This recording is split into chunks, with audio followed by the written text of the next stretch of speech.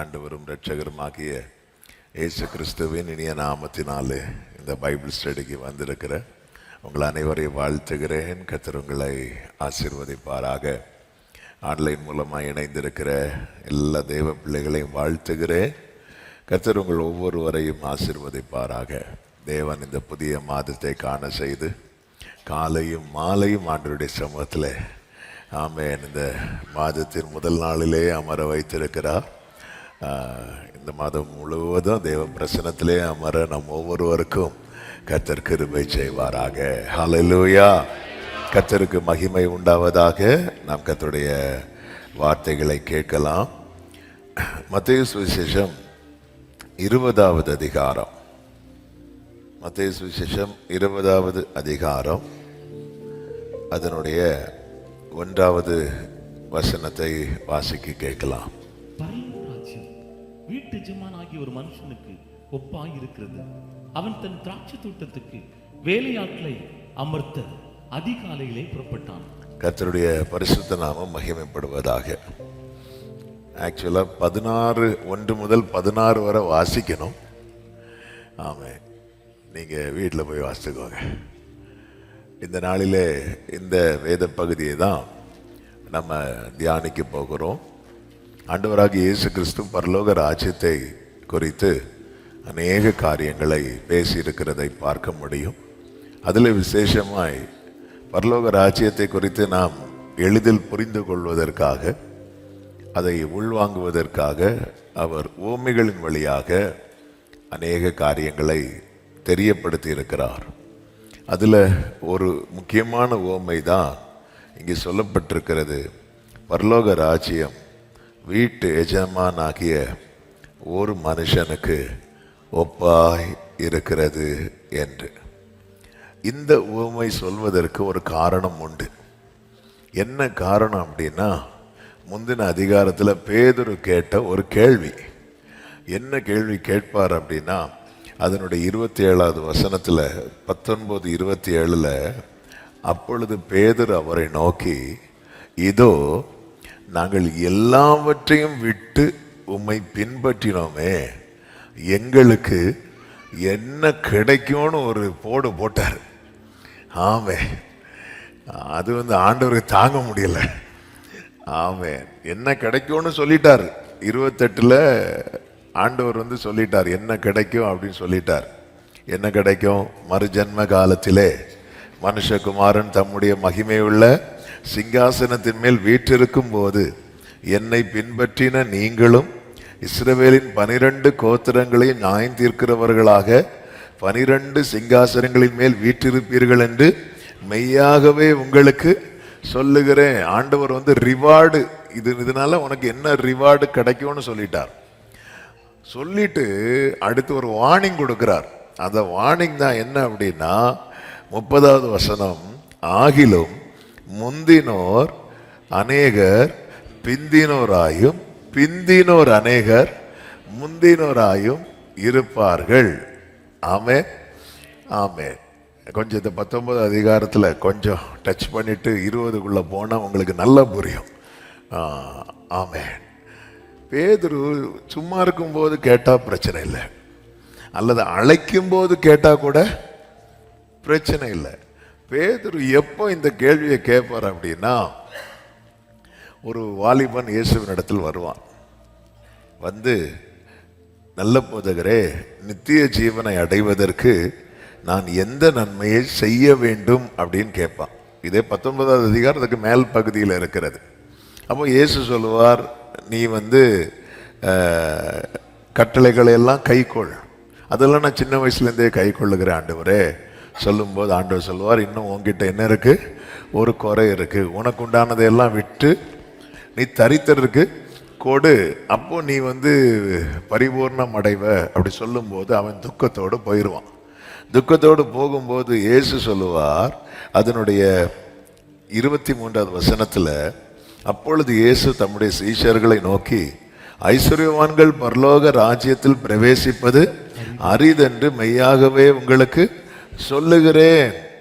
ஐஸ்வர்யவான் தேவனுடைய ராஜ்யத்தில் பிரவேசிப்பதை பார்க்கலும் ஒட்டகமானது ஊசியின் காதிலே நுழைவது எளிதாயிருக்கும் என்று உங்களுக்கு சொல்லுகிறேன்.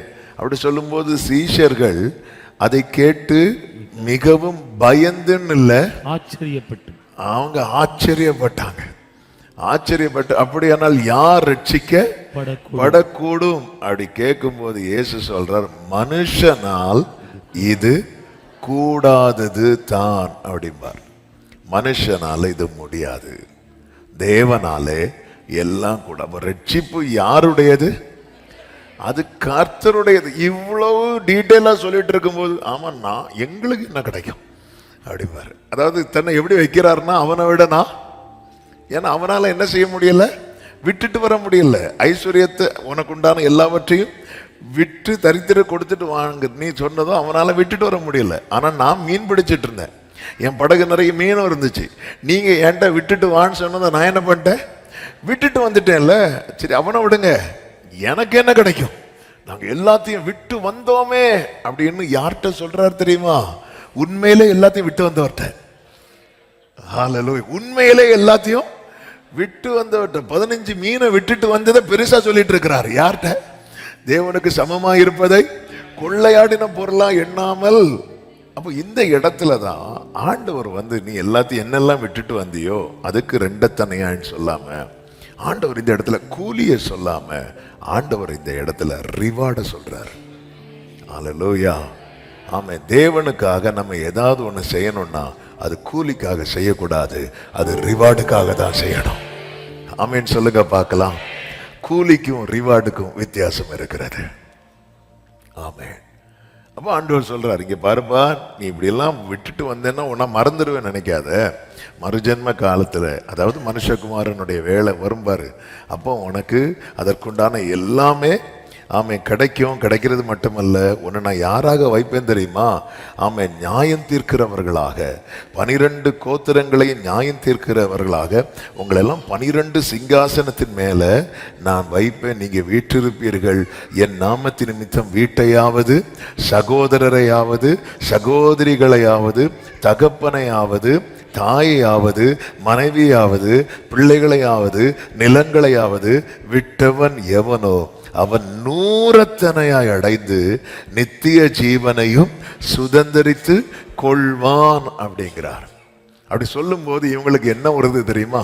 பரவாயில்ல, அப்ப நம்ம எப்படி வந்திருக்கிறோம், எல்லாத்தையும் விட்டுட்டு வந்திருக்கிறோம். அப்படி சொல்லும் போதுதான் இங்க ஒரு வார்னிங் கொடுக்கிறார். என்ன வார்னிங் தெரியுமா? ஆகிலும் முந்தினோர் அநேகர் பிந்தினோராயும், பிந்தினோர் அநேகர் முந்தினோராயும் இருப்பார்கள் அப்படின்னு சொல்றார்.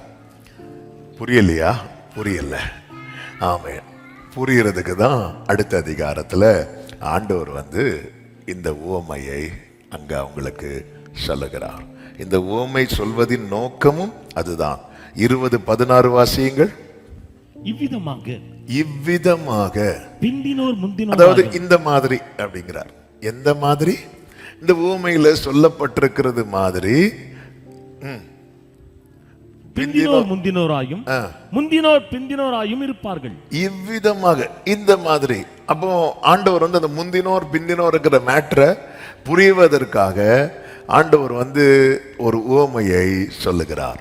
இந்த நாளிலே நாம் அதை தான் கொஞ்ச நேரம் தியானிக்க போகிறோம். கர்த்தருக்கு மகிமை உண்டாவதாக. அந்த கிங்டம் கான்செப்ட் நமக்குள்ள ஏறணும் அப்படிங்கிறதுக்காக தான் ஆண்டவர் இந்த உவமைகளை தியானிக்கும்படிக்கு ஆண்டவர் நமக்கு கிருபை செய்கிறார். பரலோக ராஜ்யத்தை குறித்து நிறைய காரியத்தோடு ஒப்பிட்டு சொல்லப்பட்டிருக்கிறது. இங்கே எல்லாரும் புரிந்து கொள்ள விசேஷமாக அந்த முந்தினோர் என்று நினைத்து கொண்டிருக்கிறவர்கள், நான் ஆண்டவருக்காக வந்துட்டேன், நான் ஆண்டவருக்காக நான் அதை விட்டுட்டேன், இதை விட்டுட்டேன், அப்படி பண்ணிட்டேன், இப்படி பண்ணிட்டேன் என்ற மனநிலைமையில வந்திருக்கிறவர்களும் எல்லாருமே புரிந்து கொள்ள வேண்டிய ஒரு சத்தியம் என்னவென்றால், பரலோக ராஜ்யம் வீட்டெஜமானாகிய ஒரு மனுஷனுக்கு ஒப்பாயிருக்கிறது. ஒரு ஆமேன் சொல்லுங்க பார்க்கலாம். ஆமே. பரலோக ராஜ்யம் அப்படிங்கிற ஒரு விருதே ஒரு பர்சனுடையது. ஆமென். அதுல எப்படி இருக்கணும், என்ன செய்யணும், என்ன செய்யக்கூடாது, அந்த தீர்மானிக்கிற எல்லாமே யாரை சார்ந்தது தெரியுமா? அதோடைய ஓனரை சார்ந்தது. ஆமென். அவர் ஒன்னு தீர்மானிச்சிட்டார்னா அதை அப்போஸ் பண்றதுக்கோ அதை எதிர்த்து போராடுவதற்கோ யாருக்கும் எந்த ரைட்ஸுமே கிடையாது. நம்ம நாட்டு சட்டம் வேற. நம்ம நாடு என்பது அதாவது மக்களால் ஓட்டு போடப்பட்டு தெரிந்தெடுக்கப்பட்டவர்கள் எதுல இருக்கிறாங்க? ஆட்சியில் இருக்கிறாங்க. ஆட்சியில் இருக்கிறவங்க பண்றது ஏதாவது ஒன்று பிடிக்கல அப்படின்னா உடனே மக்கள் என்ன செய்வாங்க தெரியுமா? போராட்டம் பண்ணுவாங்க, பயங்கரமா போராட்டம் பண்ணுவாங்க. போராட்டம் பண்ணி அடுத்த இடம் நாங்க பார்த்துக்கிறோம், தூக்குறோமா இல்லையா பாரு. இப்போ இந்த மாதிரி இதுதான். ஆனால் கிங்டம் அப்படிங்கிறதே அது ஒரு ராஜாவுடைய ஆளுகை. ராஜாவுடைய ஆளுகைன்னு சொல்லும்போது ராஜா வைக்கிறது தான் சட்டம். இது ஃபுல்லாமே அவரை டிபெண்ட் பண்ணது. நான் இப்படி வந்தேனே, எனக்கு என்ன, அவனுக்கு என்ன, இப்படிப்பட்ட அந்த ஒரு எண்ணத்துக்கு பரலோக ராஜ்யத்தில் என்ன கிடையாது தெரியுமா? இடம் கிடையாது. அதை முதல்ல ஒரு தேவ பிள்ளை புரிந்து கொள்ள வேண்டும். அது அவருடைய இஷ்டம். அதுதான் ஆண்டவர் இங்கே ஒரு வார்த்தை சொல்லுவார் பாருங்க, 15வது வசனத்துல, என்னுடையதை என் இஷ்டப்படி செய்ய எனக்கு அதிகாரம் இல்லையா அப்படின்னு கேட்பார். பரலோக ராஜ்யங்கிறது ஒருவருடைய அதிகாரத்தை சார்ந்தது. பரலோக ராஜ்யம் என்பதை ஒருவருடைய மனநிலைமையை சார்ந்தது. அவரிடத்துல அவருக்கு ஆலோசனைக்காரனா இருந்தவன் யார்? யாருமே அவருக்கு ஆலோசனை சொல்லவும் முடியாது. யாரும் அவர் வைக்கிற சட்டத்தை மாற்றவும் முடியாது. அதனாலதான் ஆதாம்கிட்ட டிஸ்கஸ் பண்ணிட்டு, ஆதாமே உனக்கு ஓகே தானே, இந்த பழம் வேண்டாம், உனக்கு ஓகே தானே, ஓகேனா நான் சட்டத்தை பாஸ் பண்ண போறேன் அப்படியே சொன்னாரு. இல்ல, இதை புசிக்கிற நாளில் நீ சாகவே சாவா என்று கட்டளை இட்டார். அவனுக்கு அது ஓகேவா, இல்ல நான் வச்ச கட்டளையில் அவனுக்கு மனசு கஷ்டமாச்சா, இதெல்லாம் அவர் யோசிக்கவே இல்லை. இதுதான் பரலோக ராஜ்யம். ஆமா, அதுதான் இயேசு ஜெபிக்க சொல்லுகிறார், உம்முடைய ராஜ்யம் வருவதாக. உம்முடைய ராஜ்யம் இது கம்ப்ளீட்டா அவரை சார்ந்தது. எப்படி இருக்கணும், எப்படி இருக்கக்கூடாது, என்ன செய்யணும், என்ன செய்யக்கூடாது, அவர்கிட்ட கொஸ்டின் பண்ணவே கூடாது, அவர்கிட்ட கேள்வி கேட்கவே கூடாது. அதனாலதான் ரோமர்ல சொல்லியிருப்பார், இந்த களிமண் ஆனது தன்னை உருவாக்கினவனை நோக்கி என்னை ஏன் உருவாக்குனேன்னு சொல்ல முடியுமா? சொல்ல முடியாது. ஆண்டவர், எனக்கு ஆண்டவர் இப்படி பண்றீங்க, நீங்க ஆண்டவர் அவங்களுக்கு அப்படி பண்ணிட்டு எனக்கு இப்படி பண்ணல, இப்படிப்பட்ட கொஸ்டினே நம்ம என்ன செய்யக்கூடாது அப்படின்னா ஆண்டவர்கிட்ட வைக்க கூடாது. இப்படிப்பட்ட கேள்வி எழுப்பாமல் கர்த்தர் தருகிறது போதும் என்கிற மனநிலையில் ஒருத்தன் வாழ்கிறான் என்றால் அவன் எந்த மைண்ட் செட்ல வாழ்றான் தெரியுமா? கிங்டம் மைண்ட் செட்ல வாழ்றான். ஹல்லேலூயா. கிங்டம் மைண்ட் செட்ல வாழ்றான் அர்த்தம் என்ன? அவன் இந்த பூமிக்குரியவனாகவே இல்லை. நீங்கள் உலகத்தார் அல்ல, நீங்கள் உலகத்தார் அல்ல. ஆமா, உனக்கு இது கிடைக்கல பாரு. ஏதேன் தோட்டத்துல சர்ப்பம் வந்துச்சு பாருங்க, சர்ப்பம் அப்படிதானே சொல்லுச்சு. ஆனாலும் இதை ஏன் புசிக்க கூடாதுன்னு சொன்னார்? எல்லாத்தையும் விளக்குனாரா உனக்கு? எல்லாம் விளக்கல, இது மட்டும்தான் புசிக்க கூடாதுன்னு சொன்னார். அது ஏன் புசிக்க கூடாதுன்னு சொன்னார்? அப்படி அவன் மனசை அவருடைய மனசை டைவர்ட் பண்றதுக்கு அவன் பேசிட்டே இருக்கிறான். பேசி பேசி பேசி பேசி பேசி வெளியே கொண்டு வரான். ஆமா, இல்ல இது அவருடைய கட்டளை, இதை நான் என்ன செய்யக்கூடாது, மீறவே கூடாது. ராஜா ஒன்று சொல்லிட்டாருன்னா யாருமே கொஸ்டின் பண்ண முடியாது. அவன் நம்ம பல நேரத்தில் எதை மறக்கிறோம் தெரியுமா? இதை மறக்கிறோம். நம்ம அவர்கிட்ட போய் பேசி மாத்திக்கலாம் அப்படின்னு இல்லை. ஆண்டவரே, எனக்கு இப்படி ஒரு வாழ்க்கையை வச்சிருக்கு, தேவன் நமக்கு ஒரு வாழ்க்கையை வைத்திருக்கிறார். அல்லது சில காரியங்கள் நம்மளால ஏற்றுக்கொள்ள முடியவில்லை, ஆனாலும் அவர்கிட்ட கேள்வி கேட்காம நம்ம அவர் தருகிற வாழ்க்கையில, அதாவது அவர் ஏற்படுத்தினதை நம்ம அதுல அமைதியா இருந்து வாழ்ந்துட்டு இருக்கிறோம்னா நம்ம எந்த மனநிலைமையில வாழ்கிறோம் தெரியுமா? பரலோக ராஜ்யத்தின் மனநிலைமையில வாழ்கிறோம். அதுதான் பவுல் சொல்லுகிறார். என்ன சொல்லுகிறார்? வாழ்ந்திருக்கவும் எனக்கு தெரியும், தாழ்ந்திருக்கவும் நான் கற்றுக்கொண்டேன், எந்த நிலையில் இருந்தாலும் மனரம்யமா இருக்க ஆனா பழகுனே. அடுத்து என்ன சொல்லுவார்? என்னை பலப்படுத்துகிற, என்ன இந்த மைண்ட் செட்ல வாழ்றதுக்கு என்ன அவர் பலப்படுத்துகிறார். நம்ம இதை எடுத்துட்டு இந்த பலப்படுத்துகிற கிறிஸ்துவினாலே மட்டும் தூக்குறோம். எதுக்கு அவர் பலப்படுத்துகிறார்? பிலிப்பியருக்கு எழுதின நிருபம் 2வது அதிகாரம் 4வது அதிகாரம் 11 12 வாசிக்கலாம் அந்த வசனம். என் குறைச்சலினால் நான் இப்படி செய்ததில்லை. குறைச்சலினால் என் வாழ்க்கையில் ஒரு குறைச்சல் இருக்கு. சொல்றது யாரு தெரியுமா? Second founder of the Christianity என்று பைபிள் ஸ்காலர்ஸால போற்றப்படுகிற அப்போஸ்தலனாகிய பவுல் புதிய ஏற்பாட்டு 27 புத்தகத்திலே 14 புத்தகங்களை எழுத ஆவியானவரால் பயன்படுத்தப்பட்ட ஒரு முக்கியமான பாத்திரம் தான் பவுல். அவர் சொல்றாரு, என் குறைச்சலினாலே. அப்போ வாழ்க்கையில குறைச்சல்கள் யாருக்கும் இருக்குதுன்னா ஆண்டவருக்கு ரொம்ப ஃபேவரட்டானவங்களுக்கு இருக்குது. நான் இப்படி சொல்லாமல் அடுத்த வசனம் தாழ்ந்திருக்கவும் எனக்கு தெரியும். அந்த வசனத்தையே வாசிங்க. ஏனெனில் நான் எந்த நிலைமையில் இருந்தாலும் மனரம்யமா இருக்க கற்றுக்கொண்டேன். அமைதியாருடா, அவர் தானே வச்சிருக்கிறாரு. சகிச்சிக்கோ, ஏற்றுக்கொள், கொஸ்டின் பண்ணிடாத. ஆண்டவர்கிட்ட பவுல் வைத்த 2 கேள்விதான் உண்டு. என்ன கேள்வி? முதல் கேள்வி, ஆண்டவரே நீர் யார்? ஏன்னா எனக்கு அது தெரியணும். 2வது கேள்வி, நான் என்ன செய்ய? ஒரு தேவ பிள்ளைக்குள்ள எழும்ப வேண்டிய 2 கேள்வி இதாதான் இருக்கணும். அப்போ எந்த கேள்வி வரக்கூடாது தெரியுமா? எனக்கு என்ன தருவீர்? கிங்டம்ல இந்த கொஸ்டின் வரக்கூடாது. கிங்டம்ல என்ன கேள்வி வரணும் அப்படின்னா, நான் எனக்கு நீங்க என்ன செய்வீங்கன்னு கேட்க கூடாது. அது அவருக்கு இஷ்டமானதை செய்வார். ஆமென், ஹல்லேலூயா. நம்ம எனக்கு அதை செய்யுங்க இதை செய்யுங்கன்னு கேட்கிறோம்னாலே அவரை நம்ம ராஜ்யத்துக்குள்ள கொண்டு வரும். ஆமென். நம்ம என்ன உள்ள போகல. நீ ஆரம்பத்திலேயே எப்படி தளர்ந்திருந்தா, நான் சொன்னேன் வீட்டில் இன்னைக்கு போண்டா நம்ம ஆன்லைன்ல பார்ப்போம்.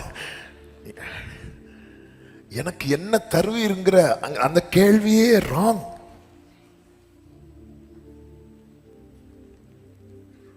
ஆண்டவரே, நாங்க எல்லா சர்வீஸ் அட்டன் பண்றோமே, எங்களுக்கு என்ன கிடைக்கும்? சீக்கிரம் போனா சர்ச்சில் சேர் கிடைக்கும். ஆமென். எனக்கு என்ன தருவீர்? நான் அப்படி வந்தேன், நான் இப்படி இருந்தேனே, உமக்காக நான் அதை செய்தேனே, இதை செய்தேன், எனக்கு என்ன தருவீர்? இது இல்ல, நான் என்ன செய்ய சித்தமாயிருக்கிறீர்.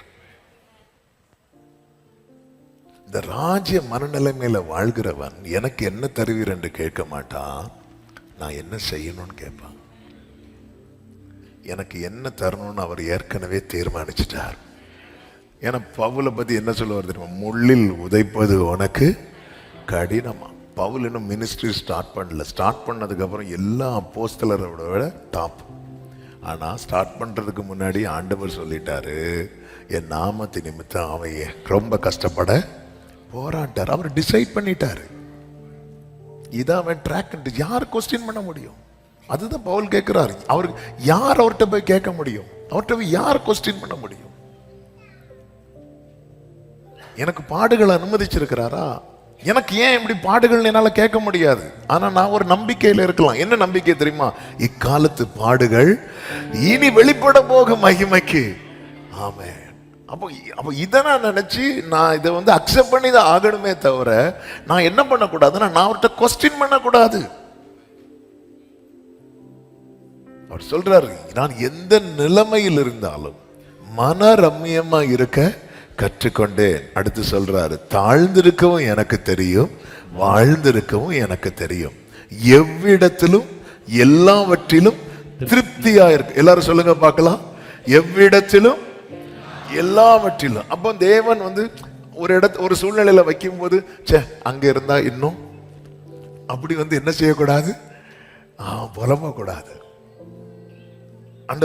எவ்விடத்திலும் எல்லாவற்றும் திருப்தியா இருக்கவும், பட்டினியா இருக்கவும், பரிபூரணம் அடையவும், குறைவுபடவும். கிங்டம்ல நிறைய டீச் பண்ணுவார் நமக்கு. எப்படி டீச் பண்ணுவார் தெரியுமா? இப்படி டைரி இதோட உட்கார வச்சு இல்ல, திடீர்னு நல்ல சாப்பாடு தருவார். திடீர்னு பார்த்தா ஒண்ணுமே இருக்காது. இது போதனை. ஆமென். இப்படி ஒருத்தங்க போதிக்கப்படுறாங்கன்னா அவங்கள ராஜ்யத்தின் புத்திரர். அல்லேலூயா. சில நேரத்தில் அப்படி திருப்தியா இருக்கும், அப்படி நிறைவா இருக்கும், மனசே அப்படி கொழுந்துட்டு இருக்கும். சில நேரத்தில் பார்த்தா அப்படி வெறுமையா இருக்கும். அப்படி வரதுனால புரிஞ்சுக்கோங்க, சப்ஜெக்ட் கொஞ்சம் டைட்டா இருக்கு. ஆமே, அல்லேலூயா, ஆமே.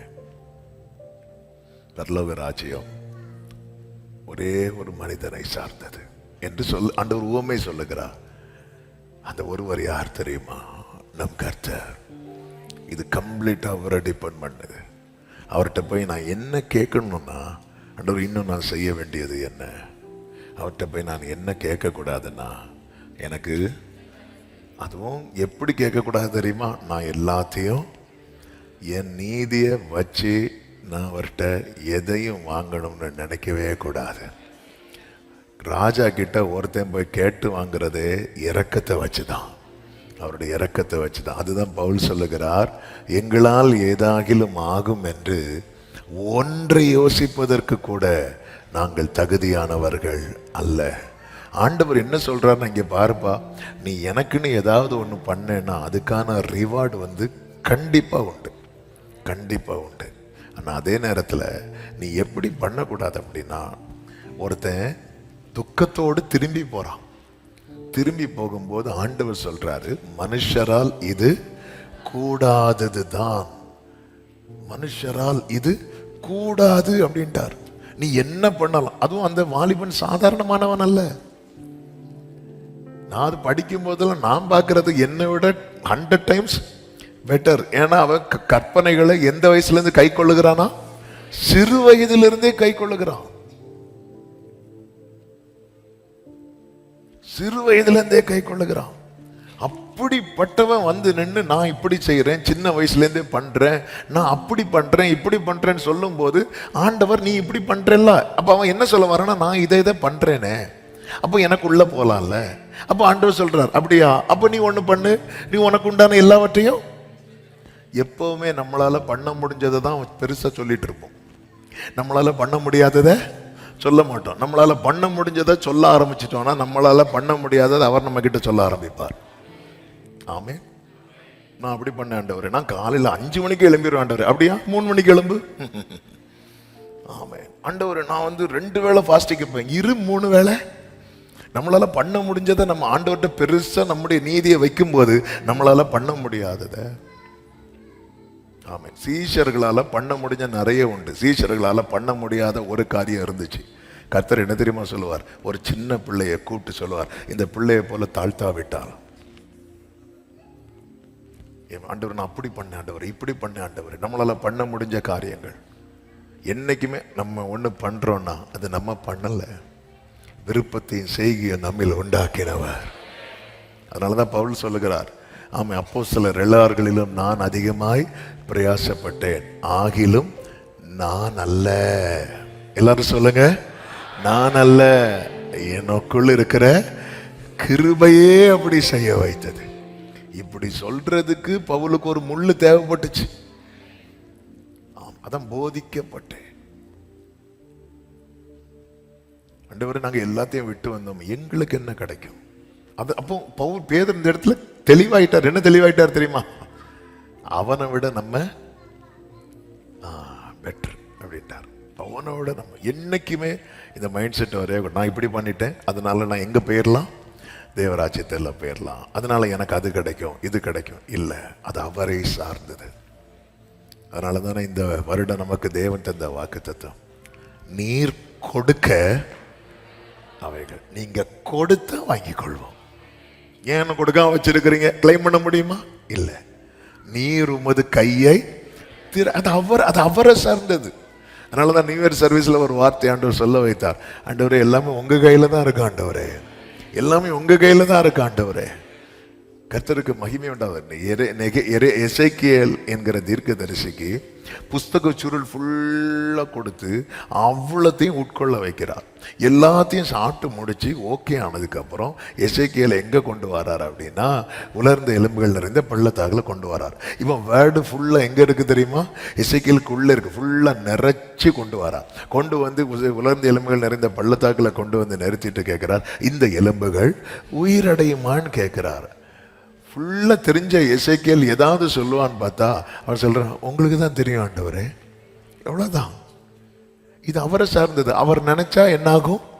உயிரடையும். அவருக்கு விருப்பம் இல்லைன்னா உயிரடையாது. அந்த இடத்துல நான் யார் ஆண்டவரே?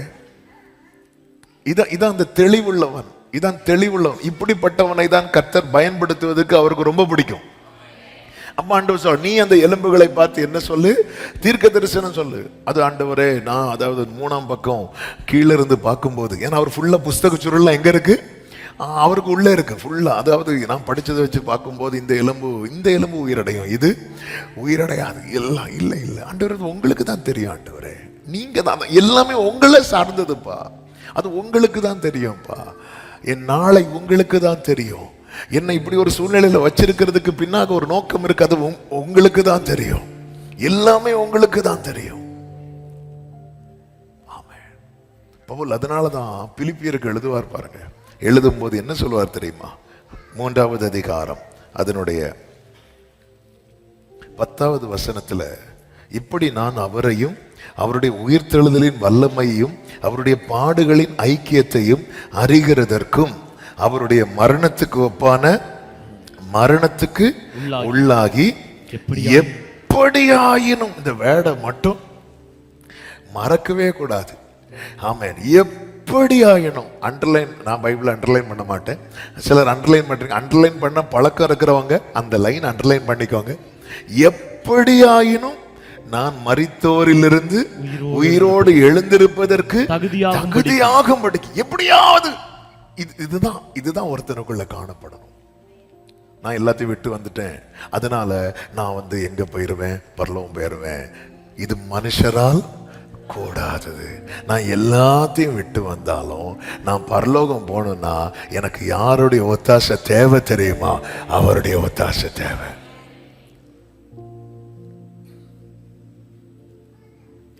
எந்த சௌரியவானும் தன் பலத்தின் மிகுதியினால் ரட்சிக்கப்படா. எந்த சௌரியவானும் தன் பலத்தின் மிகுதியினால் ரட்சிக்கப்படா முடியாது. ஆமென். இந்த ஒரு காரியம் நமக்குள்ள ஆழமா இறங்கிட்டுனா நம்ம லைஃப் கிறிஸ்துவை சார்ந்து இருக்கிற வாழ்க்கையா மாறிடும். பல நேரத்தில் பாருங்க, நான் கொஞ்சம் ஜெபத்துல அல்லது தெய்வீக காரியத்தில் நம்ம கொஞ்சம் வளர ஆரம்பிச்சிட்டோம்னா நம்ம அதை சார்ந்து இருக்க ஆரம்பிச்சிருவோம். நான் இன்னைக்கு ஜெபம் பண்ணியிருக்கிறேன், நான் இன்னைக்கு இப்படி பண்ணியிருக்கிறேன், நான் இன்னைக்கு அதை பண்ணியிருக்கிறேன், நான் இன்னைக்கு இதை பண்ணியிருக்கிறேன். இல்லை, இங்கே நான்ங்கிற பேச்சுக்கே இடமே கிடையாது. இங்கே ரோல் ஒரே ஒருத்தருக்கு மட்டும்தான். ஹல்லேலூயா. இங்கே யாரு பெரிய, அந்த பேச்சுக்கே இடமே கிடையாது. பரலோக ராஜ்யத்தில் வலது பக்கத்தில் ஒரு ஆள் இருக்கணும், இடது பக்கத்தில் ஒரு ஆள் இருக்கணும்னு சொல்லிட்டு ஒரு தாயார் ஆண்டவர்கிட்ட கேட்குறாங்க. ஆண்டவர் சொன்னார், இதெல்லாம் நீங்கள் என்ன பேசிகிட்டு இருக்கிறீங்க? இதெல்லாம் கம்ப்ளீட்டாக ஒரு ஒரு ஒரு ஒரு ஒரு நபரை சார்ந்தது. ஆமென். அதில் நான் அங்கமாக இருப்பதே என் வாழ்க்கையில் கிடைச்ச பெரிய பாக்கியம். அப்போஸ்தலர்களில் எல்லாரை விட அதிகமாய் பிரயாசப்பட்டவர் சொல்றாரு, நான் 14 நிருபம் எழுதினேன், அதனால எனக்கு பரலோகத்துல பேதுருவை விட பெரிய இடம் கிடைக்கும். அப்படி சொல்லலை. நான் இயேசு ஒரு வாட்டி தானே 39 அடி வாங்கினாரு, நான் அப்படி 5 முறை வாங்கியிருக்கிறேன். நான் என்னெல்லாம் பாடுபட்டேன் தெரியுமா? எவ்வளோ கஷ்டப்பட்டேன் தெரியுமா? அதெல்லாம் வச்சு பார்க்கும்போது எனக்கெல்லாம் எப்படி இருக்கும்னு நினைக்கிறீங்க? ஸ்தேவானாவது கல்லெறிஞ்சு கொன்னுட்டாங்க, எனக்கு கல்லெறிஞ்சு கொல்லலை. ஆமே. ஸ்தேவானாவது அந்த வலியை அப்படி அனுபவிச்சு இறந்துட்டார். நான் அணுவா அனுபவிக்கிறேன். அப்போ என் ஸ்தேவானுக்கே எழும்பி நின்று வரவேற்பார்னா எனக்கு ஒருவேளை மேலிருந்தே அந்த ரெட் கார்பெட் போடுவாரோ இப்படியெல்லாம் அவருக்கு என்ன சொல்ற, எப்படியாவது நான் போயிடணும், எப்படியாவது. பவுலே, அப்போ இதுல உங்க நீதி, என் நீதி எல்லாம் ஒண்ணுமே கிடையாது. எனக்கு நீதியை யார் தெரியுமா? இயேசு. அதுதான் கொரிந்தியருக்கு எழுதுகிறார். அவரே நமக்கு ஞானமும், 1 கொரிந்தியர் 1:31 கடைசி வசனம், ஞானமும் தேவனால் நமக்கு ஞானமும் பரிசுத்தமும் மீட்புமானார். அதனாலதான் நம்ம பாடுவோம், நீதியும் ஞானமும் ஆனவரே இயேசுவே நீரே. இந்த வார்த்தை எல்லாரும் வாயை திறந்து சொல்லுவோம், நீதியும் ஞானமும் ஆனவரே இயேசுவே நீரே ஆதரவே அற்பமான கிருபை கிருபை கிருபை கிருபை கிருபை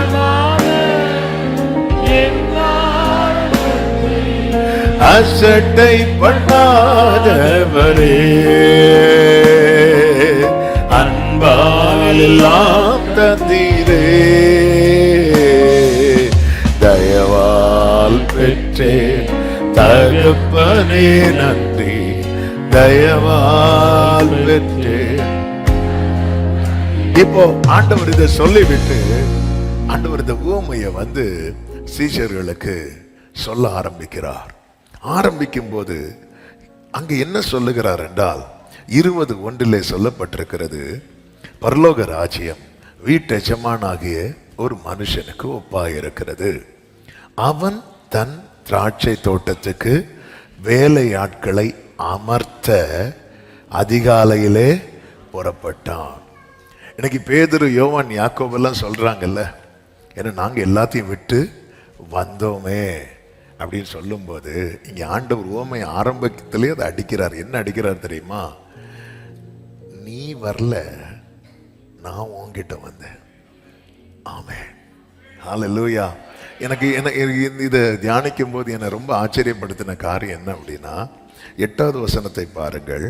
சாயங்காலத்தில் திராட்சை தோட்டத்து எஜமான் தன் காரியக்காரனை நோக்கி, அப்ப அந்த வீட்டில் யாரெல்லாம் உண்டு? அவனுக்கு மேனேஜர் உண்டு, அவன் காரியத்தை எல்லாம் பார்க்கறதுக்கு ஆட்கள் இருக்கிறது. கொஞ்சம் யோசித்து பாருங்க, இந்த தோட்டத்தில் ஆல்ரெடி அவருக்கு நிறைய பேர் இருக்கிறாங்க. அப்போ என்ன பண்ணியிருக்கணும் நியாயமா? பொதுவாகவே பார்த்தீங்கன்னா இந்த எஜமான் போய் ஒரு ஆளை கூட்டிட்டு வர வேண்டிய அவசியம் இல்லை. இந்த காரியக்காரன்ட்ட போய் எங்கேயாவது போய் வேலைக்கு ஆட்கள் இருக்கிறாங்களா பாரு அப்படி சொல்லி அனுப்பி விடலாம். அப்படி அனுப்பல. இந்த பரலோக ராஜ்யத்தில் நாம் 3வது நபரால் தெரிந்தெடுக்கவில்லை, இந்த ஓனரால தெரிந்தெடுக்கப்பட்டிருக்கிறோம். கரங்களை தட்டி ஆண்டவருக்கு மகிமை செலுத்துவோமா? என்னை தெரிந்தெடுத்தது, ஆமே, என்னை தெரிந்தெடுத்தது 3வது நபர் அல்ல. என்னை தெரிந்தெடுத்தது ஏதோ ஒரு தூதன் அல்ல, கேப்ரியலோ, மீகாவிலோ, பேதுருவோ, யோவானோ, யாக்கோபோ அல்ல. இதோடைய ஓனரே என்னை தேடி வந்து என்னை தெரிந்தெடுத்திருக்கிறார். ஆமென் சொல்லுங்க பார்க்கலாம். கர்த்தருக்கு மகிமை உண்டாவதாக. இது பாருங்க, நம்ம டைரக்டா அவரால் தெரிந்தெடுக்கப்பட்டிருக்கிறோம். அவராலே நம்ம அழைக்கப்பட்டிருக்கிறோம். அவராலே. ஆமென். தேவன் நம்மை தெரிந்தெடுத்திருக்கிறார். ஆண்டவர் தூதனை மரியாள்கிட்ட அனுப்பினார், தூதனை யோசேப்ட்ட அனுப்பினார், அதே தூதனை பேதுருட்ட அனுப்பி அவர்தான் அவர்கிட்ட போ, அவருக்கு கூட போய் வேலை போய் பண்ணு சொல்ல வேண்டியதானே? இல்லை, இயேசு பேதுரு இருக்கும் இடம் வரைக்கும் போய் தெரிந்தெடுக்கிறார். யோவான் இருக்கும் இடம் வரைக்கும் போய் தெரிந்தெடுக்கிறார். ஹல்லேலூயா. பிலிப் இருக்கும் இடம் வரைக்கும் போய் தெரிந்தெடுக்கிறார். இன்னும் ஏன் தமஸ்குவுக்கு போகிற வழியில ஆண்டவர் அனனியாவை டைரக்டா அனுப்பியிருக்க வேண்டியதானே? இல்லை, ஆண்டவரே வந்து நீ துன்பப்படுத்துகிற இயேசு நானே என்று சொல்லி அவரே என்ன பண்றாருன்னா பவுலை தெரிந்தெடுக்கிறார். இன்னைக்கு தேவ பிள்ளைகள், தேவனுடைய ராஜ்யத்தில் காணப்படுகிற ஒவ்வொரு தேவ பிள்ளைகளும் என்ன புரிந்து கொள்ளணும் தெரியுமா? நான் ஏதோ ஒரு தேர்ட் பர்சனால தெரிந்தெடுக்கப்படவில்லை, என்னை அவரே தெரிந்தெடுத்திருக்கிறார். எத்தனை பேர் ஆமேன் சொல்லுங்க பார்க்கலாம்? மகனாக தெரிந்து கொண்டீர், மறுபடி பிறக்க வைத்தீர். ஆமென். மகனாக க்ளோரி, மறுபடி பிறக்க வைத்தீர். ராஜாக்களும் நாங்களே, ராஜாக்களும் ஜீசஸ் ஆசாரியர். ஆமென், ஆமென். நாம் தேவனால் தெரிந்தெடுக்கப்பட்டவர்கள். அவரால் தெரிந்தெடுக்கப்பட்டவர்கள். வேற யாராவது தெரிந்தெடுத்திருப்பாங்கன்னா அந்த முதல் வேளையில காணப்பட்டவங்க, இங்க ஏறக்குறைய 3-4 வேளைகள்ல ஆட்கள் தெரிந்தெடுக்கப்படுகிறது சொல்லப்பட்டிருக்கிறது.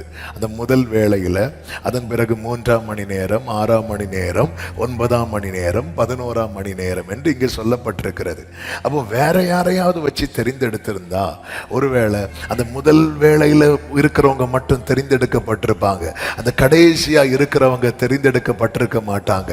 ஆமென். அவரே தேடி வந்ததுனாலதான் பூமியின் கடையாந்தரத்தில் இருந்த போதும் கர்த்தர் நம்மை தேடி தெரிந்தெடுத்திருக்கிறார். ஆண்டவர் இதை சொல்லிக் கொடுக்கிறார். பேதுருவே, நீ என்னை தெரிந்தெடுக்கவில்லை, நான் உன்னை தெரிந்தெடுத்தேன். வேற யாராவது வந்திருந்தா நம்ம எத்தனை பேர் தெரிந்தெடுத்திருப்பாங்க? ஹல்லேலூயா. நம்மை யார் தெரிந்தெடுத்திருப்பா? கொஞ்சம் என்னைக்குமே ஆண்டவரே நீங்க தான் ஆண்டவரே. தேடி வந்த நேசமே, ஆருயிரேசுவே, உம் அன்பில் ஒன்றே உண்மை உண்டென்று கண்டே. தேடி வந்த நேசமே, Thank you, Jesus. Hallelujah. உபாகமம் 32 10, 11, 12 வசனங்களிலே சொல்லப்பட்டிருக்கிறது. பாழான நிலத்திலும் ஊளையிடுதல் உள்ள வெறுமையான அவாந்தர வெளியிலும் அவர் அவனை கண்டுபிடித்தார், அவனை நடத்தினார், அவனை உணர்த்தினார், அவனை தமது கண்மணியை போல காத்தருளினார்.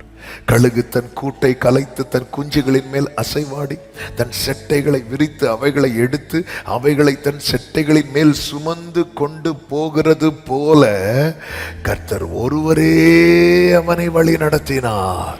கர்த்தர் ஒருவரே அவனை வழி நடத்தினார். தெரிந்தெடுக்கிற காரியத்துல மகிமை முழுவதும் அவருக்கு மட்டுமே. ஹல்லேலூயா. நான் தேவனால் தெரிந்தெடுக்கப்பட்டவன், தெரிந்தெடுக்கப்பட்டவள்கிற நிச்சயம் உள்ளவர்கள் கரங்களை உயர்த்தி தேவனுக்கு மகிமையை செலுத்துங்கள். அவர் புறப்படுகிறார். முந்தினோரையும் அவர் தான் தெரிந்தெடுக்கிறார், பிந்தினோரையும் அவர் தான் தெரிந்தெடுக்கிறார். பவுல் சொல்லுகிறார், அவர் உயிர்த்தெழுந்து முதலாவது கேபாவுக்கும் பின்பு 12 அப்போஸ்தலருக்கும் இவங்களுக்கு எல்லாம் காட்சி அளித்து கடைசியாக அகால பிறவி எனக்கும் தேவன் தம்மை வெளிப்படுத்தினார். நான் பாத்திரவானே அல்ல. ஆமென். அனனியா சொல்றாரு, ஆண்டவர் அனனியாட்ட சொல்றார், நீ போய் சவுல் எனப்பட்டவனை தேடு, அவன் தலையில கை வச்சு ஜெபம் பண்ணுன்னு சொல்லும் போது அவன் சொல்றான், ஆண்டவரே அவன் பொல்லாங்க ஆண்டவரே. வேற யார்கிட்டையாவது நம்மளை தெரிந்தெடுக்கிற காரியத்துல டிஸ்கஸ் பண்ணியிருந்தாருன்னு வைங்க, அவங்க நம்மளை ஈஸியா டிஸ்மிஸ் பண்ணியிருப்பாங்க. ஆனா இதுல அவர் அனனியாவா நல்லது, நான் அவன் தெரிந்து கொண்டுட்டேன், அவ்வளவுதான். யார் நினைச்சாலும் அதை கேன்சல் பண்ண முடியாது. தாவீதை கர்த்தர் தெரிந்து எடுத்தார், குடும்பமே நினைச்சாலும் தடுக்க முடியாது. ஹல்லேலூயா. தெரிந்து கொண்டார் மகனாக மகளால். நல்ல கையை தட்டி ஆமென். தெரிந்து கொண்டார் மகனாக மகளால். மறுபடியும் சொல்லுங்க, தெரிந்து கொண்டார் Glory. ஆமென். தெரிந்து கொண்டார் மகனாக மகளாக. ஆமென், ஆமென், ஆமென், ஆமென், ஆமென். ஹல்லேலூயா. இப்பொழுது இந்த எஜமான் புறப்பட்டு செல்லுகிறார். இங்கே வேலைக்கு அமர்த்தப்பட்டவர்களை குறித்து சொல்லப்பட்டிருக்கிறது. முதலாம் மணி வேளை என்று அங்கு மென்ஷன் பண்ணல. ஆனா அது முதலாம் மணி வேளைன்னு சொல்ல காரணம், அவர் அதிகாலையிலே புறப்பட்ட போது வேலையாட்கள் ரெடியா இருக்கிறாங்க. அப்போ அந்த முதலாம் மணி வேளை அப்படிங்கிறது அந்த யூத கணக்குப்படி காலையில 6 மணி. 3ஆம் மணி வேளை காலையில 9 மணி. அதாவது காலையில 6 மணி இருக்குல்ல, 6 to 6 இது அவங்க கணக்கு. காலையில 6 மணிக்கு அங்கதான் ஃபர்ஸ்ட் அந்த அவங்களுடைய முதல் அவரே அதுதான். ஃபர்ஸ்ட் அவரே அதுதான். 9 மணி ஆகும்போது அவங்களுக்கு 3வது மணி வேலை, 12 மணி ஆகும்போது அவங்களுடைய 6வது மணி வேலை, மதியம் 3 மணி அவங்களுடைய 9வது மணி வேலை, 11 மணிங்கிறது அவருடைய நமக்கு ஈவினிங் 5 o'clock வந்து அவர்களுடைய 11ஆம் மணி வேலை. இது அவங்க கணக்கு. அப்படிதான் இங்கே சொல்லப்பட்டிருக்கிறது. அந்த கணக்கில் தான் எழுதப்பட்டிருக்கிறது. 1ஆம் மணி வேலைன்னு தான் நம்ம நைட்டு 12 மணிக்கு அவர் புறப்பட்டு போனார் அப்படின்னு இல்லை. இந்த இடத்துல வேலைக்கு அமர்த்தப்பட்டவர்களை 4 நிலையாக பார்க்கலாம். 1ஆம் மணி வேளையில், 3ஆம் மணி வேளையில், 6 மற்றும் 9ஆம் மணி வேளையில், கடைசியாக 11ஆம் மணி வேளையில்.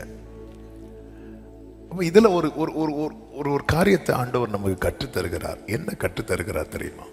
தேவ ராஜ்யத்தில் காணப்படுகிறவர்களாக இருக்கிறவங்க கண்டிப்பாக அவருடைய தோட்டத்து வேலையை ஏதாவது ஒரு வகையில் செய்து ஆக வேண்டும்.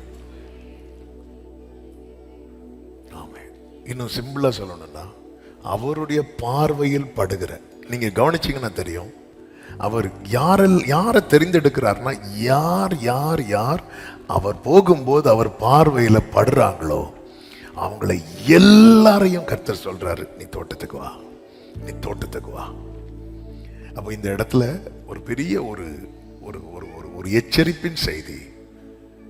ஆமே, தேவனுடையவர்கள் என்று சொல்லப்படுகிறவர்கள் தேவ ராஜ்யத்து பணிய ஏதாவது ஒரு வகையில செய்தாக வேண்டும்.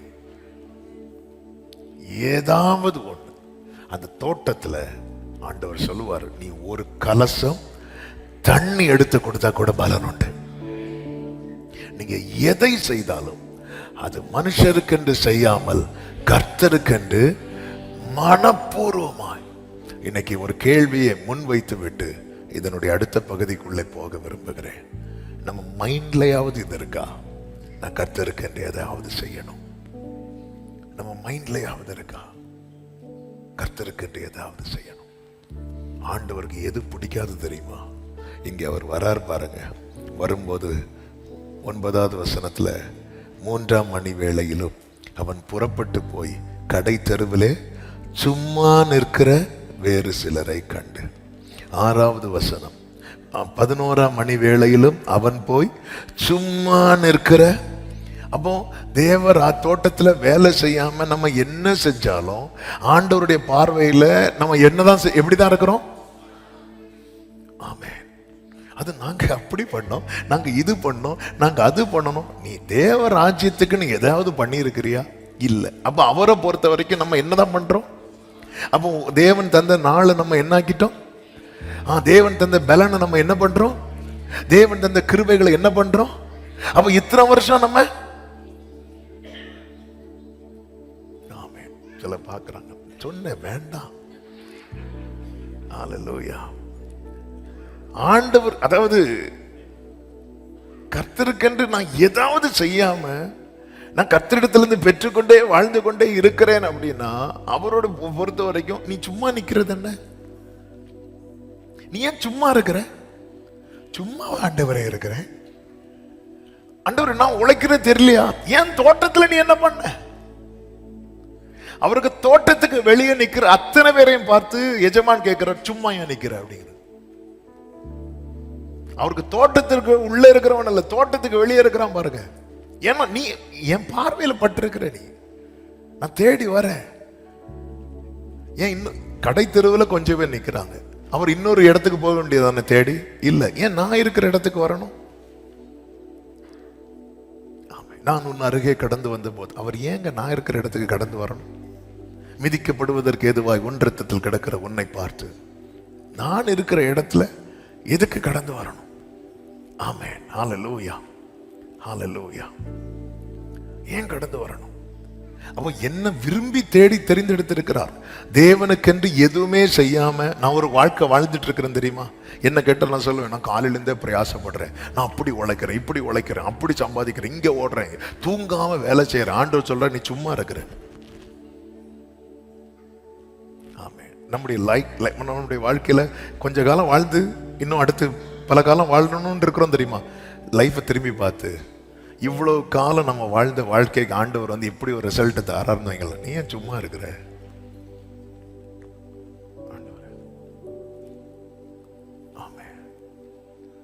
அதாவது ஏதோ ஒன்று. அதனாலதான் எந்த கேள்வி நமக்குள்ள இருக்கணும்னு ஆரம்பத்திலே சொன்னது தெரியுமா? நான் என்ன செய்யணும் ஆண்டவரே? நான் என்ன செய்யணும் ஆண்டவரே? ஆண்டவர் ஒரு நல்ல வேலை தந்திருக்கிறாரா? ஆண்டவரே நன்றி அப்பா. இதுல எனக்கு ஆண்டவரை வாழ்ந்திருக்கிறதுக்கு எனக்கு ஒரு வாழ்வாதாரத்தை தந்துட்டீங்க. இதுல உம்முடைய ராஜ்யத்துக்கு அடுத்த காரியத்துக்குன்னு என்ன வச்சிருக்கிறீங்க ஆண்டவரே? நான் என்ன செய்யணும் ஆண்டவரே? ஃபாதர் அழகா பாடி இருக்கிறாங்கல்ல, ஏதாவது ஏதாவது செய்ய வேண்டும் ஒவ்வொரு நாளும் என் இயேசு ராஜா. என்ன செய்யணும்? ஏதோ ஒண்ணு, ஏதோ ஒண்ணு. இது ஆண்டவர்கிட்ட என்னைக்குமே இந்த கேள்வி நமக்குள்ள, நான் என்ன செய்யணும்? ஆண்டவருக்கு அடுத்த காரியத்துல ஏதாவது ஒரு வகையில நாம் நம்மை ஈடுபடுத்திக் கொள்ளணும். மனுஷருக்காக அல்ல,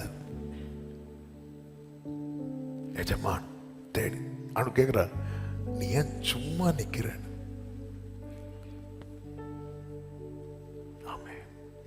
ஏதோ ஒன்றை புரிந்து கொள்ளுங்கள். அவர் நம்மில் விசுவாசத்தை மட்டும் துவங்கவில்லை. பிலிப்பியர் 1:5 சொல்லப்பட்டிருக்கிறது, அவர் நற்கிரியைகளையும் நம்மில் துவங்கி இருக்கிறார். விசுவாசத்தை மட்டும் துவங்கினார்னா ஆண்டவரேன்னு சொல்லி ஓடி முடிச்சிடலாம். ஆனா அப்படி மட்டும் தொடங்கல, நற்கிரியைகளையும். ஆமென், அல்லேலூயா.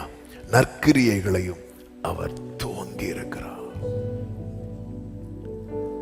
என்னில் நற்கிரியை துவங்கினவர் கிறிஸ்துவின் நாள் மட்டும் நடத்திடு. இதை குறித்து டீட்டெயிலா இன்னொரு உவமை இருக்கிறது, அது நம்ம படிக்கும் போது படிக்கலாம். ஆனா இதுல ஒரு காரியத்தை டச் பண்ண விரும்புறேன். எபேசியர் 3:2 பவுல் சொல்லுவாரு, அந்த வசனத்தை வாசிக்கலாம். உங்கள், இந்த வேர்டை கவனிக்கணும், உங்களுக்காக எனக்கு அளிக்கப்பட்டிருக்கிற தெய்வ கிருபைக்குரிய நியமம். இப்ப எல்லாருமே அந்த வசனத்தை வாசிங்க பார்க்கலாம். எல்லாரும் வாசிங்க பார்க்கலாம். உங்களுக்காக எனக்கு அளிக்கப்பட்டிருக்கிற.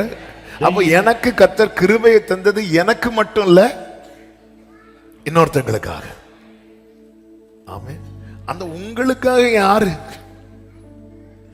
அப்போ நான் தேவன் கொடுக்கிற கிருபையில எனக்கானதை மட்டும் யூஸ் பண்ணிட்டு நான் இன்னொருத்தங்களுக்கு யூஸ் ஆகாம இருக்கிறேன்னா நான் எதை போக்கடிக்கிறேன்? கிருபையை போக்கடிக்கிறேன். அதான் பவுல் சொல்லுவாரு பிலிப்பியர், அதே பிலிப்பியர் நிருபம் 1வது அதிகாரம் அதனுடைய 22 முதல் நீங்க பாத்தீங்கன்னா, சரீரத்தில் பிழைத்திருக்கிறதுனாலே என் கிரியைக்கு பலன் உண்டா இருப்பதால் நான் தெரிந்து கொள்ள வேண்டியது இன்னதென்று அறியேன். ஏனெனில் இவ்விரண்டினாலும் நான் நெருக்கப்படுகிறேன். தேகத்தை விட்டு பிரிந்து கிறிஸ்துவுடனே கூட இருக்க எனக்கு ஆசை உண்டு. அது எனக்கு அதிக நன்மை. அதாவது இவ்வளவு நான் கஷ்டப்படுறதுக்கு நான் போயிருக்கலாம், ஆனா போன ஒரே மிதி ஓடும் பாரு. ஏன்னா எனக்கு என்ன கொடுக்கப்பட்டிருக்கு தெரியுமா? கிருபை கொடுக்கப்பட்டிருக்கு. அந்த கிருபை எனக்கு மட்டும் இல்ல,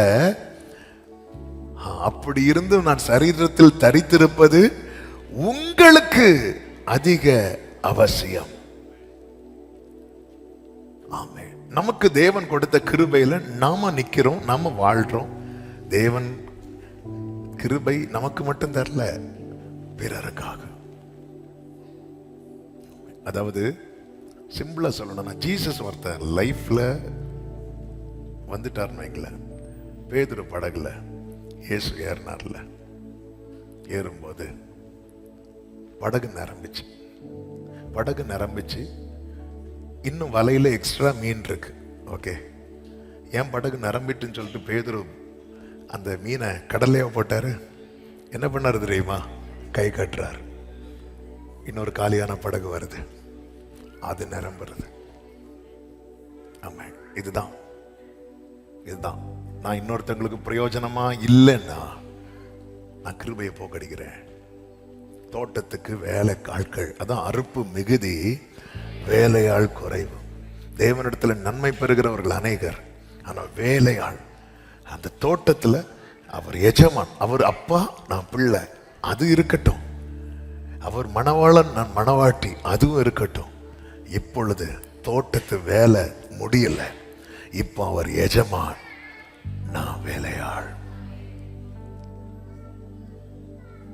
ஆமென். ஒவ்வொரு நாள் ஆண்டவரே நான் என்ன செய்யணும்பா? காலை தோறும் அவருடைய கிருபை, அந்த கிருபை நமக்கானது மட்டும் இல்ல, பவுல் சொல்ற உங்களுக்காக எனக்கு அளிக்கப்பட்ட கிருபை, தெய்வ கிருபைக்குரிய நியமம்.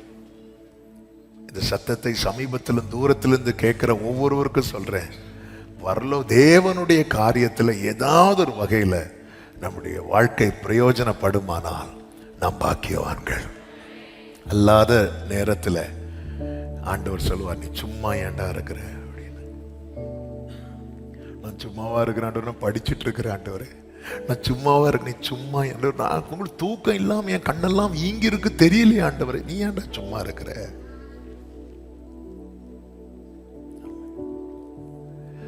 அதாவது ஆண்டவர் என்னை கொண்டு நீர் என்ன, அதனாலதான் பவுல் சொல்றாரு, பவுல் வந்து குதிரையிலிருந்து கீழே விழுந்து கண்ணு அவுட் ஆகி அந்த மனுஷன் இனி அந்த இடத்துல இருந்து எழும்பி நிக்கணும்னாலே 2 பேருடைய சப்போர்ட் தேவை.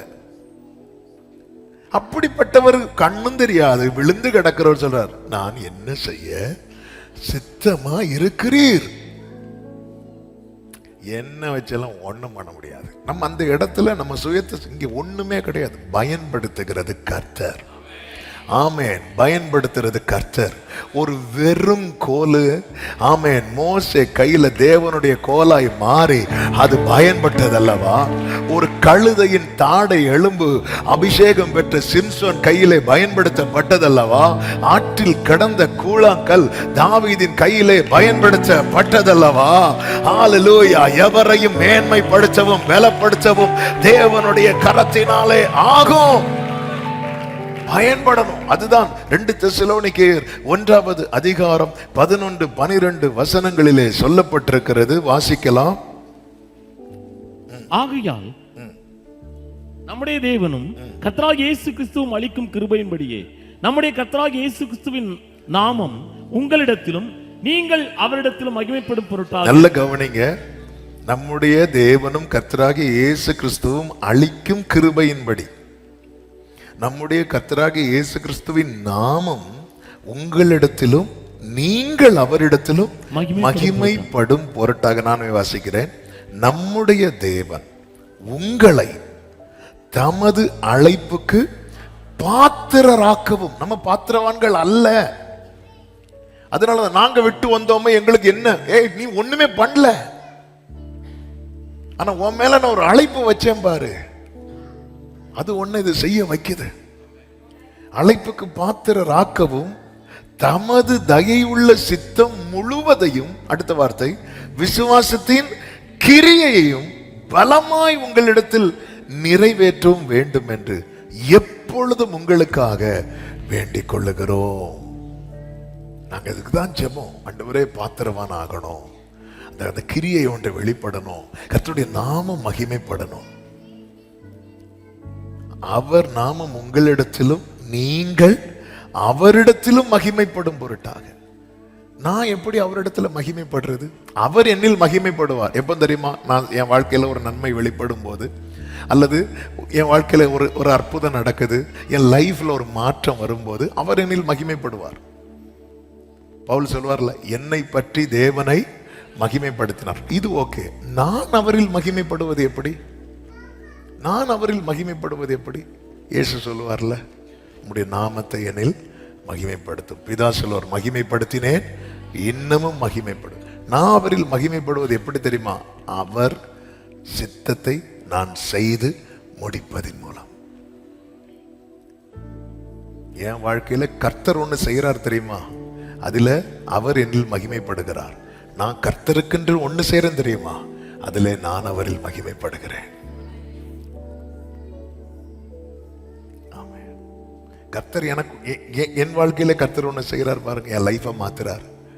அவனுக்கு பழைய வாழ்க்கை அப்படி இருந்துச்சுப்பா, இந்த வாழ்க்கை இப்படி இருக்குப்பா, லைஃபை மாத்துறார்.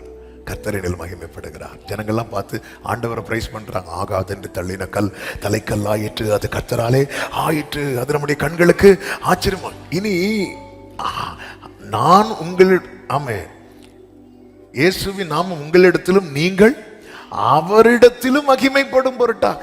அப்படின்னு நான் பாத்திரவான் ஆகணும்.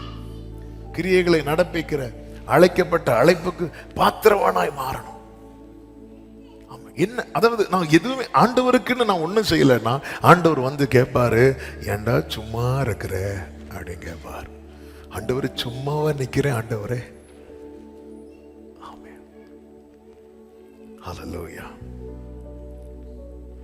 இந்த இடத்துல தேவன் தம்முடைய தோட்டத்தில் சேர்த்தவர்கள்லாம் யார் அப்படின்னு பார்த்தீங்கன்னா, அவர் பார்வையிலே காணப்பட்டவர்கள். இன்னும் சிம்பிளா சொல்லணும்னா, யார் யார் அவைலபிளா இருக்கிறாங்களோ, அவைலபிளா இருக்கிறவங்களுக்கு ஆப்பர்ச்சுனிட்டி உண்டு. கிங்டம் ஆஃப் காட்ல, பரலோக ராஜ்யத்துல அவைலபிளா இருக்கிறவங்களுக்கு ஆப்பர்ச்சுனிட்டி உண்டு. இயேசு, ஆமென், ஆண்டவர் வந்து ஏசாயாவுக்கு ஒரு சத்தத்தை சிங்காசனத்திலிருந்து கேட்க வைப்பார். என்ன சத்தம் தெரியுமா? யாரை அனுப்புவேன், யார் போவார் நமது காரியமாயின்னு சொல்லும் போது ஒருத்தன் அவைலபிளா இருக்கிறான். யாரு தெரியுமா? ஆமென், ஏசாயா சொல்றேன், என்னை அனுப்பு ஆண்டவரே, நான் போறேன் ஆண்டவரேன்னு சொல்லும் போது ஆண்டவர் அவனை யூஸ் பண்றார். கொஞ்சம் முன்னாடி தான் அவர் என்ன சொல்லிட்டு இருப்பார் தெரியுமா? ஐயோ, நான் அசுத்த உதடுகள் உள்ளவன். ஆனா அவன் அவைலபிளா இருக்கிறான். ஆமென், அவன் வந்து பெரிய பரிசுத்தவான். அவரே சொல்ற, நான் அசுத்த உதடுகள் உள்ளவன், ஆனா அவைலபிளா இருக்கிறான். ஆமென், கர்த்தர் அவனை தொட்டு அவனை சுத்திகரித்து, அதுதான் அழைக்கப்பட்ட அழைப்புக்கு பாத்திரராக்கவும். எனக்கு இந்த சத்தம் கேட்கும் போதே, ஆண்டவரே எனக்கு இப்படி ஒரு வாழ்க்கையை கொடுத்திருக்கிறீங்க, இப்படி ஒரு வாசலை திறந்து வச்சிருக்கிறீங்க, இப்படி ஒரு மேன்மையை வச்சிருக்கிறீங்க. சவுல கர்த்தர் ராஜாவாக்குனார் பாருங்க. சவுல் கொஞ்சம் கூட யோசிக்கல, இதை உடன்படிக்கை பெட்டி சத்துருவின் பெலிஸ்தியர்ட்ட இருக்குதே, அதை கொண்டு வரணுமே, அவன் யோசிக்கவே இல்லை. ஆனா தாவீதை ராஜாவாக்குனார் பாருங்க. தாவீது முதல்ல செஞ்சது அவனுக்கு வீடு கட்டுறது அல்ல, முதல்ல செஞ்சது, ஆமென், உடன்படிக்கை பெட்டியை நான் கொண்டு வரணும். கர்த்தர் ஒரு நோக்கம் இல்லாம யாரையும் உயர்த்த மாட்டார். கர்த்தர் ஒரு நோக்கம் இல்லாம யாரையும் வாழ வைக்க மாட்டார். கர்த்தர் ஒரு நோக்கம் இல்லாம யாருக்கும் வழி திறக்க மாட்டார். இன்னும் எந்த வாசலும் திறக்கப்படலைங்கிற நிலையில இருக்கிறீங்களா? இன்னைக்கு ஒரு தீர்மானம் பண்ணுங்க. ஆண்டவர், நீங்க திறக்கிற வாசல்ல நான் வாழ்கிறது மட்டும் இல்லப்பா, உம்முடைய நாம மகிமைக்காக நான் ஏதாவது ஒண்ணு செய்வேன் ஆண்டவரே. ஆமென், ஒரு அர்ப்பணிப்போடு நீங்க தேவ சமூகத்துல. ஹல்லேலூயா. ஆமென். அன்னாளின் கற்பத்தை கர்த்தர் அடைத்தார்னு சொல்லப்பட்டிருக்கிறது. எதுக்கு தெரியுமா? அன்னாலே உனக்கு பிள்ளை வேணுங்கிறது அல்ல, எனக்கும் வேணும். இத அவன் உள்வாங்கினதும் டோர் ஓபன் ஆகுது. சில தெரிந்தெடுக்கப்பட்டவங்க வாழ்க்கையில பர்பஸா ஆண்டவர் பெனினால அடைக்கல, பெனினால் கற்பத்தை அடைக்கல, ஆனா பெனினாலுக்கு வாயதான் அடைக்கணும். ஆனா ஆண்டவர் விட்டுட்டார். ஏன்னா அவ தெரிந்தெடுக்கப்படாதவள். தெரிந்தெடுக்கப்பட்டவங்க வாழ்க்கை, என் ஆண்டவர் பூட்டக்கூடாதபடி திறக்கிறவர் மட்டுமல்ல, திறக்க கூடாதபடி பூட்டுகிறவரமாயிருக்கிறார். அன்னாள் வந்து மலடி கிடையாது, அன்னாள் பலவீனமானவள் கிடையாது, அன்னாளுடைய கற்பம் செத்து போனது கிடையாது. வேதம் சொல்லுகிறது, கர்த்தர் அன்னாளுடைய கற்பத்தை அடைத்தார் இருக்கு. அதுவும் எப்ப அடைப்பார் இருக்கும் தெரியுமா? 1 சாமுவேல் 1வது அதிகாரம்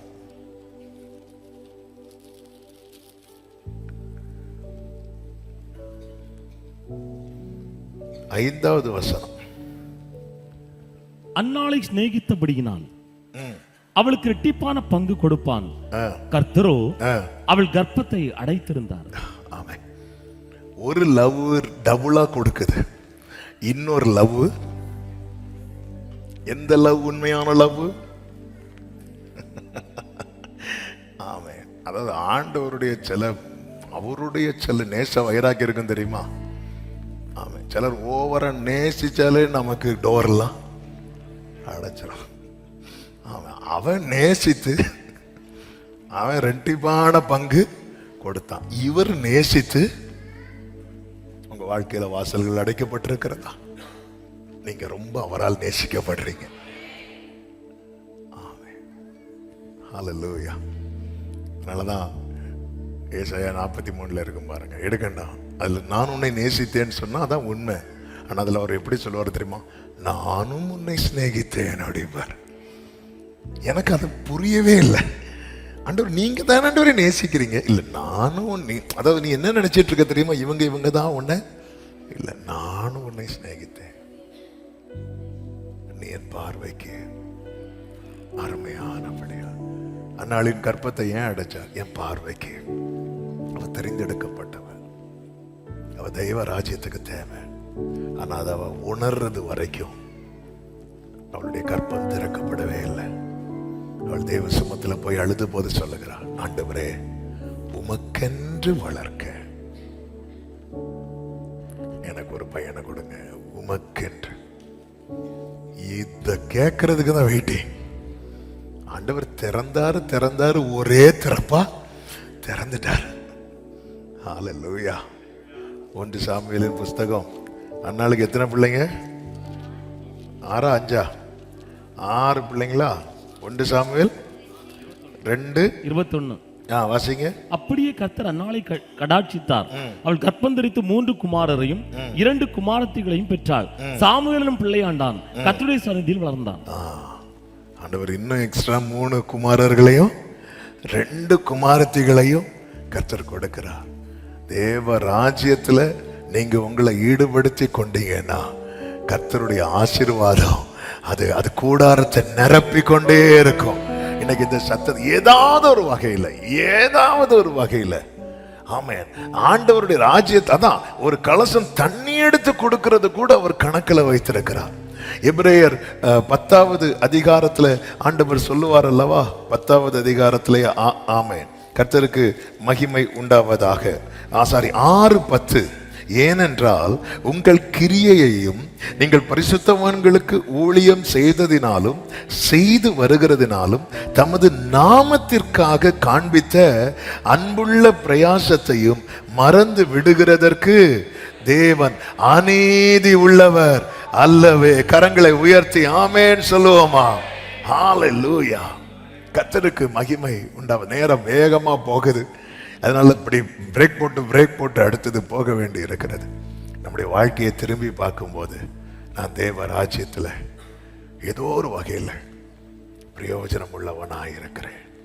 ஏதோ ஒரு வகையில் கர்த்தருக்கு மாத்திரம் மகிமை உண்டாவதாக. ஏதாவது ஒரு வகையில் உமக்காகத்தானே ஐயா நான் உயிர் வாழ்கிறேன்.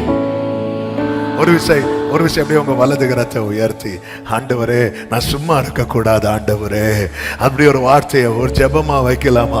ஆண்டவரே நீங்க வந்து நீ ஏன்டா சும்மா இருக்கிற, நீ ஏன் சும்மா இருக்கிற அப்படி நீங்க கேட்டுற கூடாதப்பா. நான் ஏதாவது செய்யணும் ஆண்டவரே. அந்த தோட்டத்துல ஆண்டவரே என்னையும் நீங்க இணைத்துக் கொள்ளுங்க ஆண்டவரே. ஆமென். இப்போ உங்ககிட்ட ஒரு கேள்வி கேட்கிறேன். அதாவது முதல்ல காலையில் 6 மணிலிருந்து ஈவினிங் 5 மணி வரை ஆட்கள் வந்து தோட்டத்தில் ஜாயின் பண்ணிட்டே இருக்கிறாங்க. காலையில் 6 மணிக்கு ஒரு டீம் வந்து வேலை பார்க்குறாங்க, 9 மணிக்கு இன்னொரு டீம் வராங்க, இவங்க வேலை பார்த்துட்டே இருக்கிறாங்க. ஷிஃப்டில் ஜாயின் பண்ணிட்டே இருக்கிறாங்க. அடுத்து 12 மணிக்கு ஒரு டீம் வந்து இவங்க கூட திருப்பி ஜாயின் பண்ணுறாங்க.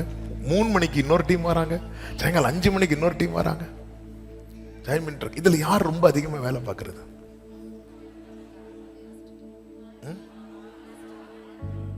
கரெக்டு தான், சத்தமா சொல்லுங்க.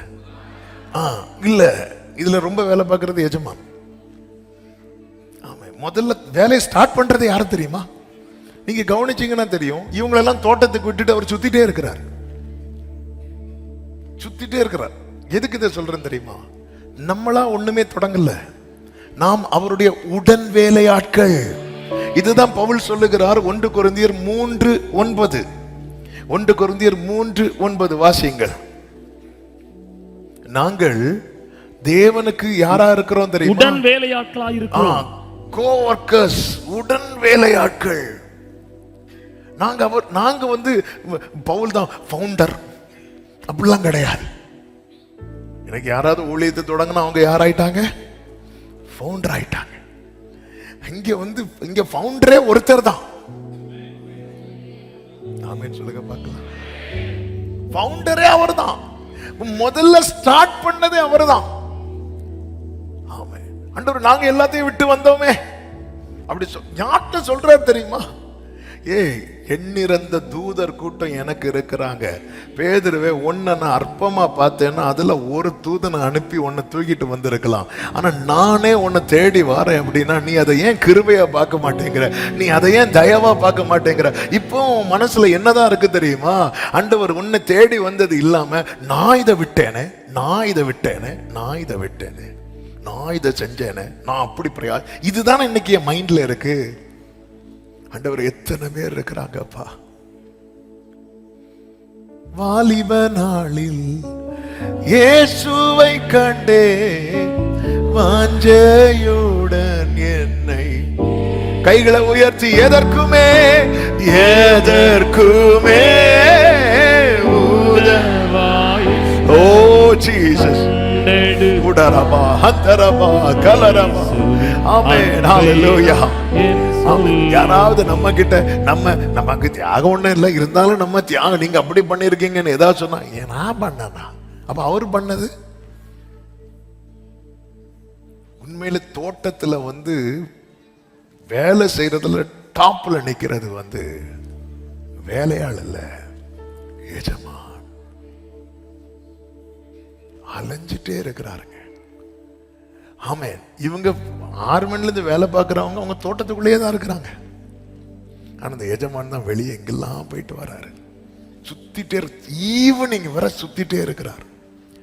சுத்திட்டு அவர் உட்கார்ந்தும் போது எல்லாரையும் கூப்பிட்டு ரிவார்டு கொடுக்கிறார், பலன் கொடுக்கிறார். ஆனா அது வரைக்கும் அவர் மத்தியானம் அவர் ரெஸ்ட் எடுக்கல. 1 மணி வேளையில அவர் வேலை பார்க்கிறார், 3 மணி வேளையில வேலை பார்க்கிறார், 6 மணி வேளையில வேலை பார்க்கிறார், 9 மணி வேளையில அவர் வேலை பார்த்துட்டே இருக்கிறார். இன்னைக்கு ஒரு ஊழியம் சக்சஸ்ஃபுல்லா நடக்குதுன்னா அதுக்கு காரணம் ஊழியக்காரங்க இல்ல, இதுல பிரதான ஒரு மேய்ப்பர் இருக்கிறார். அவரால தான் ஒரு ஊழியம் சக்சஸ்ஃபுல்லா போகுது.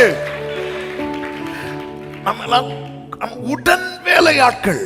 என்னைக்குமே இது நம்ம மனசை விட்டு போயிடவே கூடாது. இது மனசை விட்டு போயிட்டுனா நான் இல்லைன்னா எப்படிதான் சர்ச்சு நடக்குமோ, நான் இல்லைன்னா எப்படிதான் பாய் உருளுமோ, நான் இல்லைன்னா என்னைக்குமே இது வந்துடவே கூடாது. நம்ம மனசுல வந்துடவே கூடாது. அப்பா எனக்கு பாக்கியம்ப்பா. ஆமா, உங்க கூட சேர்ந்து சிலர்லாம் வருவாங்க பாருங்க, உங்க கூட ஒரு போட்டோ எடுக்கணும் அப்படி வருவாங்க பாருங்க. இது நமக்கு எவ்வளவு பெரிய பாக்கியங்க. அந்த சர்வ வல்லவர் கூட சேர்ந்து ஆமே அவருடைய வேலையில நம்ம ஈடுபடுறதுங்கிறது இதை விட பாக்கியம்.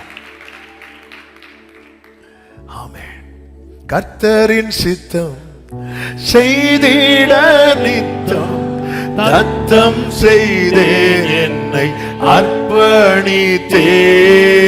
கர்த்தரின் சித்தம் செய்திட நித்தம் தத்தம் செய்தேன், என்னை. கைகளை உயர்த்தி சொல்லுவோம். இயேசுவல்லால் ஆசை பூவினில் வேறே இல்லை, என்றும் எனக்கவர் ஆதரவே.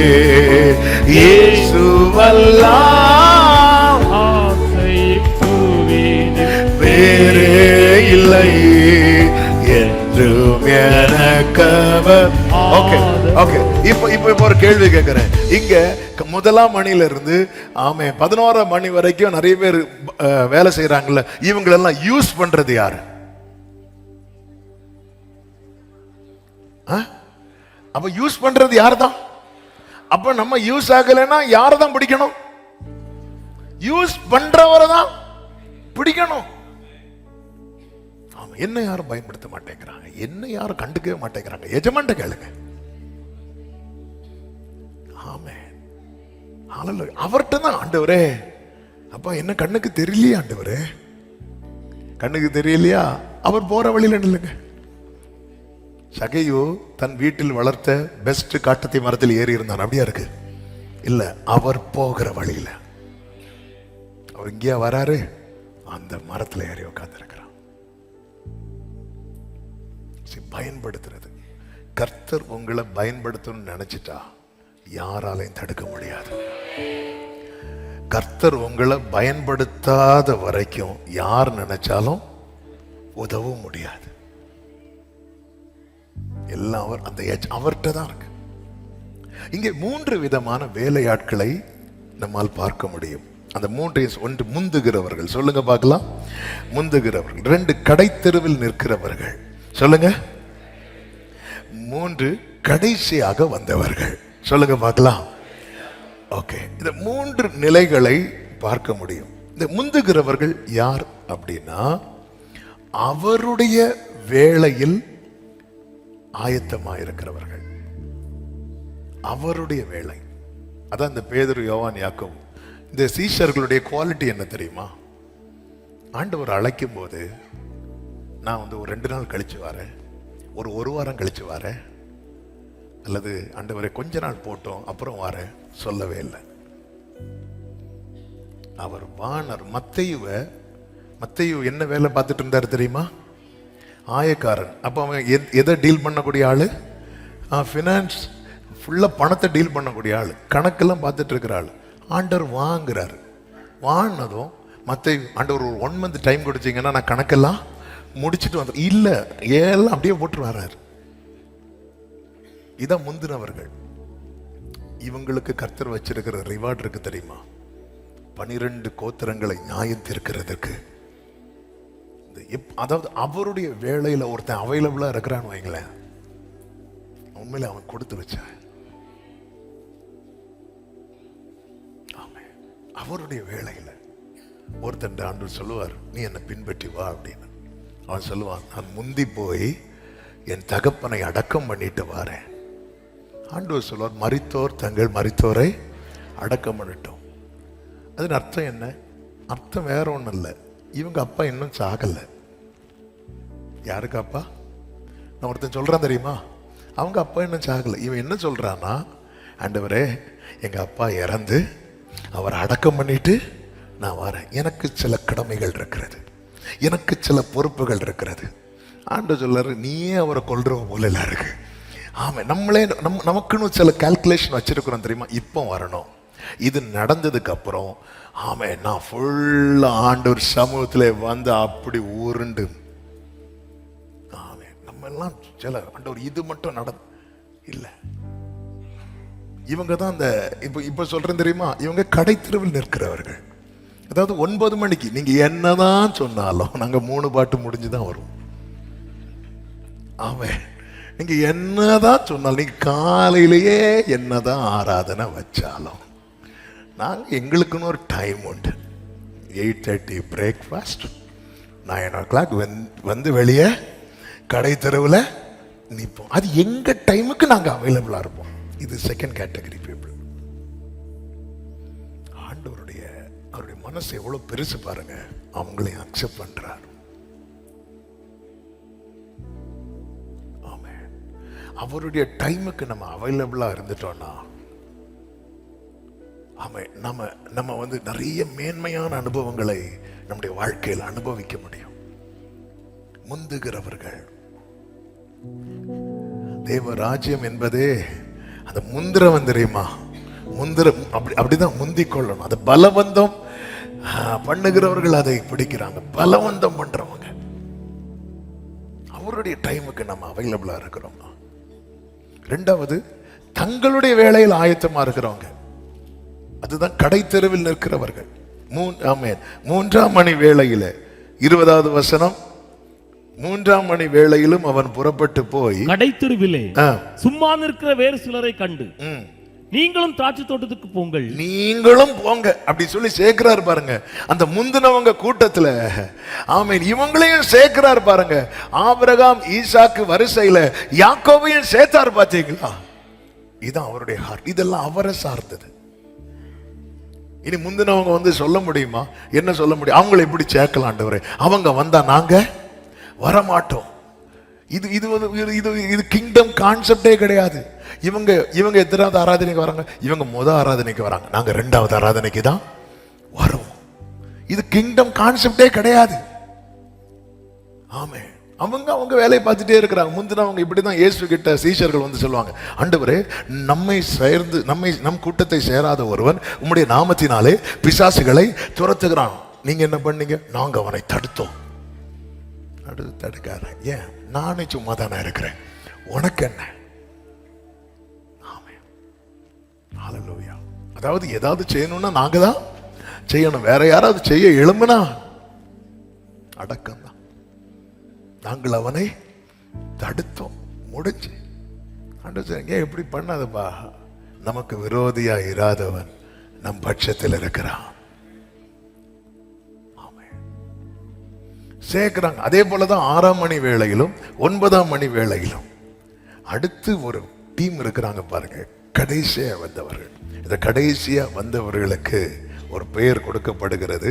அந்த பெயரை வந்து தியானிக்கும் போது ஆண்டவர் தந்த வார்த்தை, இவங்க தான் காத்திருக்கிறவர்கள்.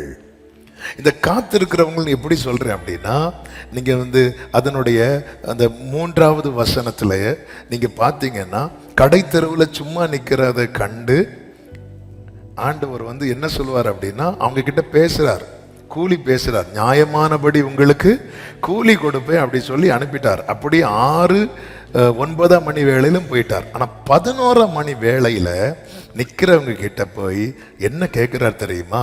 நீங்கள் பகல் முழுவதும் இங்கே சும்மா நிற்கிறது என்ன என்று கேட்டான். அதுக்கு அவங்க ஒரு ஆன்சர் சொல்றாங்க, ஒருவரும் எங்களுக்கு வேலை இடவில்லை. அப்போ இந்த இடத்துல ஒரு காரியத்தில் இவங்களுக்கு என்ன ஆசை தெரியுமா? தேவ ராஜ்யத்துல வேலை செய்யணும்னு ஆசை. ஆனா இவங்களுக்கு அந்த ஆப்பர்ச்சுனிட்டி இன்னும் கிடைக்கலன்னதும் இவங்க திரும்பி போகல. அவங்க அந்த டே ஃபுல்லா வெயிட் பண்ணிட்டு இருக்கிறாங்க. ஆமென், ஆமென். ஆண்டவரே, உம்முடைய ஏதோ ஒன்று உமக்காக செய்யணும்னு நான் வந்துட்டேன்ப்பா, ஆனா நான் இன்னும் யூஸ் ஆகாமலே இருக்கிறேன். ஆண்டவரே, இன்னும் யூஸ், நீ ஏன் சும்மா நிற்கிற? எனக்கு ஒருத்தரும் எங்களுக்கு வேலை இடவில்லை. ஆண்டு சொல், நீங்களும் திராட்சை தோட்டத்துக்கு போங்க. நீங்க நல்லா கவனிச்சீங்கன்னா தெரியும், அவங்கள உள்ள என்ட்ராக்கிட்டு இவர் போய் உட்கார்றார். கர்த்தருக்காய் பயன்பட, கர்த்தருடைய வேலைக்காய் காத்திருக்கிற அன்பு உள்ளமே, உன்னை பயன்படுத்தாமல் வேலையை முடிக்கவே மாட்டார். உன்னை பயன்படுத்தாமல் வேலையை முடிக்கவே மாட்டார். அவர் நினைச்சிருந்தார் 11ஆம் மணி வேளையில் அவர் வந்திருக்க வேண்டிய அவசியம் இல்லை. 9ஆம் மணி வேளையோட அவர் முடிச்சிட்டு போய் ரெஸ்ட் எடுத்திருக்கலாம். இல்ல, உன்னை யூஸ் பண்ணாம, கர்த்தர் என்னோடு பேசின வார்த்தை இதுதான், உன்னை யூஸ் பண்ணாம வேலையை முடிக்க மாட்டார். முந்தினவர்கள் பயன்படுத்திட்டு இருக்கட்டும், ஆனா காத்திருக்கிறவனை பயன்படுத்தாம கர்த்தர் தம்முடைய வேலையை எத்தனை பேர் நம்புறீங்க? சத்தமா ஆமென் சொல்லுங்க பார்க்கலாம். அதனாலதான் அவர் சமூகத்திலே இருங்க. ஏற்ற காலத்தில் அவர் உங்களை உயர்த்தும்படிக்கு எழுதுறவங்க ஒருவேளை நீங்க எப்படி எழுதுவீங்க? என்னை அவர் பயன்படுத்தாமல் வேலை முடியாது. ஆமென் சொல்லுங்க பார்க்கலாம். என்ன பயன்படுத்தாமல் வேலை முடியாது. நான் பயன்படணும் விரும்புறவங்க கைகளை உயர்த்தி ஆமென் சொல்லுங்க. இவங்களுக்கு ஆன்சர் இருக்கு. ஆனா 3ஆம் மணி வேளை, 6ஆம் மணி வேளை, 9ஆம் மணி வேளையில இருக்கிறவங்க ஆன்சர் இல்லை. ஆனா அவங்க வந்துட்டாங்க. ஆனா இவங்கள்ட்ட கேட்கறதுக்கு ஆன்சர் இருக்கு. அப்பா, இதுவரை யாரும் கட்டளை இடல. அது ஏன் சும்மா நிக்கிற? அது வந்து நாங்க லேட் ஆயிட்டு இல்ல, நாங்க வெயிட் பண்ணிட்டு இருக்கோம். பகல் முழுவதும் நீங்க நிக்கிறது என்ன? ஒருவரும் எங்களுக்கு வேலை கட்டளையிடவில்லை. ஆமென். அதனாலதான் எபிரேயர் 11 கடைசியில் எப்படி ஒரு வசனம் இருக்கும் தெரியுமா? அவர்கள் எல்லாரும் நம்மை அல்லாமல் பூரணராகாதபடிக்கு. இந்த அவர்கள் யாரெல்லாம் தெரியுமா? ஆபேல், ஏனோக்கு, நோவா, ஆபிரகாம், ஈசாக்கு, யாக்கோபு. இவங்கெல்லாம் எங்க, நாம எங்க? ஆனா அவருடைய திட்டத்தை பார்த்தீங்களா? அவர்கள் எல்லாரும் நம்மை அல்லாமல் பூரணராகாதபடிக்கு விசேஷித்த நன்மையானது ஒன்றை தேவன் நமக்கென்று முன்னதாக. கரங்களை உயர்த்தி ஆமென் சொல்லுங்க பார்க்கலாம். ஆண்டவருக்குன்னு நீங்க ஒரு ஸ்டெப் எடுத்து வச்சு காத்திருக்கிறீங்களா? உங்க கண்ணு முன்னாடி ஆமே முதல் வேளை 3ஆம் மணி 6ஆம் மணிலெல்லாம் நிறைய யூஸ் ஆயிட்டு இருக்கிறாங்க. இன்னைக்கு உங்களுக்கான ரேமா. உங்களை யூஸ் பண்ணாம வேலை முடியாது. உங்களை யூஸ் பண்ணாம ஊடாரமா சந்தரமா ஹஞ்சரலா கடரமா. ஆமே. அடுத்து சாயங்காலத்திலே 8வது வசனம். சாயங்காலத்திலே திராட்சை தோட்டத்து எஜமான் தன் காரியக்காரனை நோக்கி, நீ வேலையாட்களை அழைத்து பிந்தினவர்கள் தொடங்கி, ஹல்லேலூயா, முந்தி வந்தவர்கள் வரைக்கும் அவர்களுக்கு கூலி கொடு. பிந்தினவர்கள் தொடங்கி. ஆண்டவர் ரிவார்டு கொடுக்கும் போது யார ஃபர்ஸ்ட் நிறுத்துறார் தெரியுமா? யார ரொம்ப வெயிட் பண்ண வச்சு யூஸ் பண்றாரோ. புரியலையா? ஆமே ஆமே. யார ஃபர்ஸ்ட் நிறுத்துறார் தெரியுமா? யார ரொம்ப வெயிட் பண்ண வச்சு. மனுஷன் பார்க்கிறபடி நான் பாரு. மனுஷனுடைய பார்வை என்ன? ஃபர்ஸ்ட் நிக்க வேண்டியது எலியா, கடைசி நிக்க வேண்டியது தாவீது. தேவனுடைய பார்வை அப்படியே திருப்பி போடுறார். அவர் ஃபர்ஸ்ட் தாவீதை வைக்கிறார். அவர் சின்னவனை 1000ஆகவும் சிறியவனை உங்களை ரொம்ப வெயிட் பண்ண வச்சு உங்களை நாளைக்கு யூஸ் பண்ணும் போது, ஆண்டவரே நான் 1 hour தான் ஆண்டவரே யூஸ் ஆனேன், அவங்க 12 hours யூஸ் ஆனாங்களேப்பா ஆண்டவரே, நான் கொஞ்சம் தான் ஆண்டவரே உங்களுக்கு பயன்பட்டேன், அவங்க ஃபுல்லாவே பயன்பட்டாங்களே. ரிவார்டு கொடுக்கும் போது ஆண்டவர் அதுதான் சொல்வார், அது அவர் இஷ்டம். ஆமே. முந்தினோர்கள் பிந்தினோராயும், பிந்தினோர்கள் முந்தினோராயும். ஆமென் சொல்லுங்க பார்க்கலாம். ஹல்லேலூயா. ஆமென். ரிவார்டு கொடுக்கும்போது அவர் சொல்றார், நீ வேலையாட்களை அழைத்து பிந்தி வந்தவர்கள் தொடங்கி.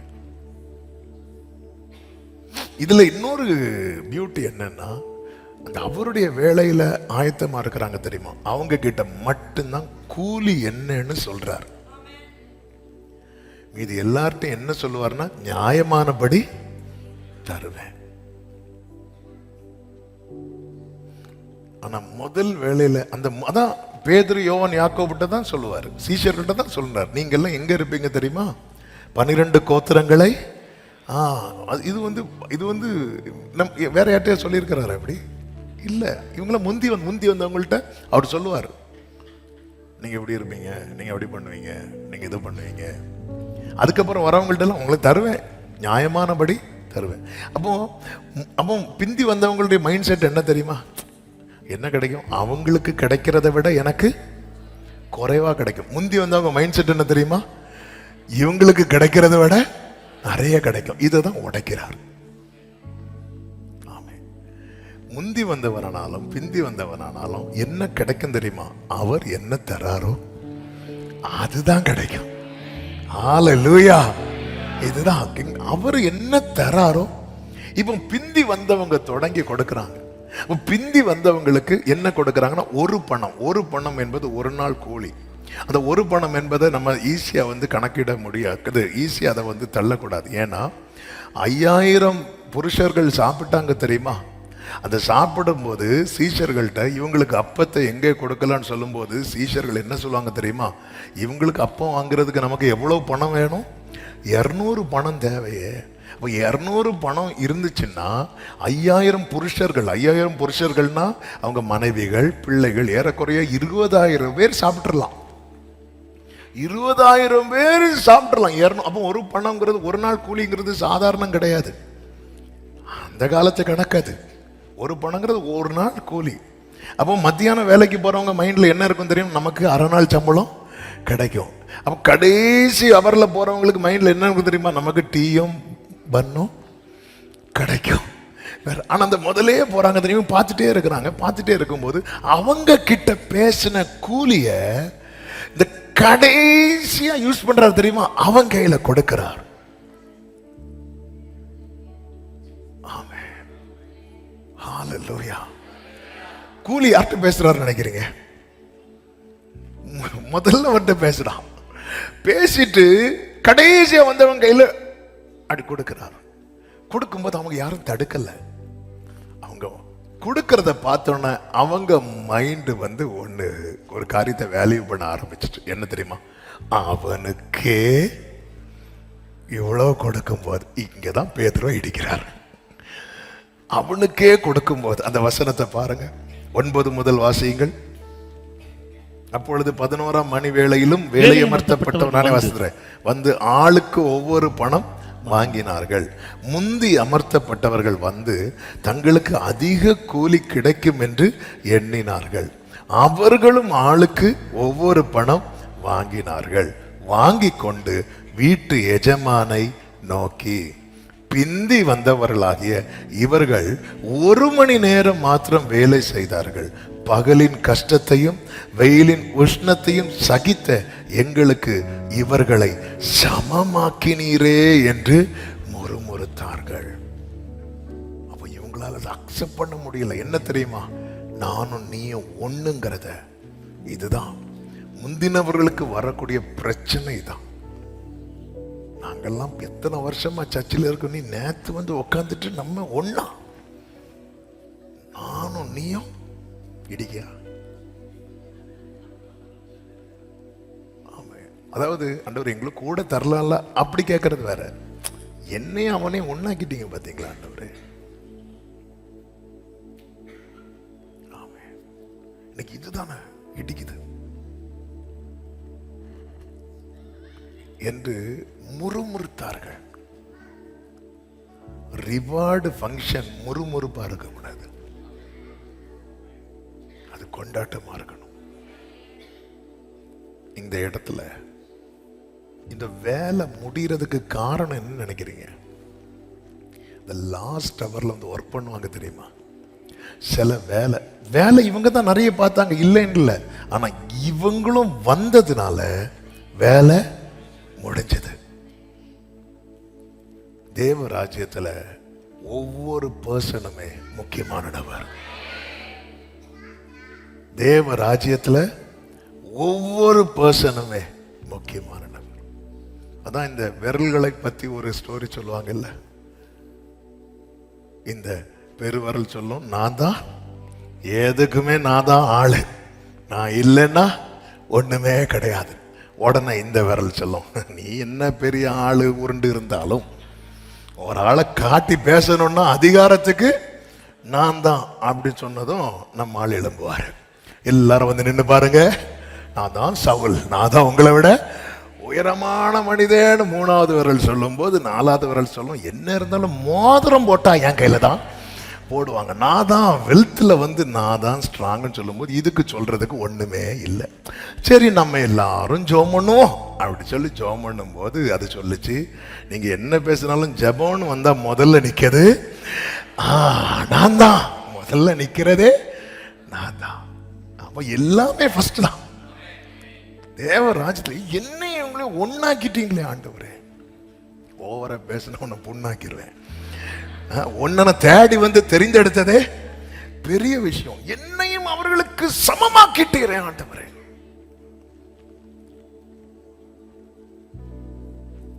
ஆமென். அப்பொழுது ஆண்டவர் சொல்லுகிறார் 13வது வசனத்துல, அவர்களில் ஒருவனுக்கு பிரதியுத்தரமாக எப்படி கூடுறார் பாருங்க, சிநேகிதனே. அதிலே அவுட். ஹல்லேலூயா.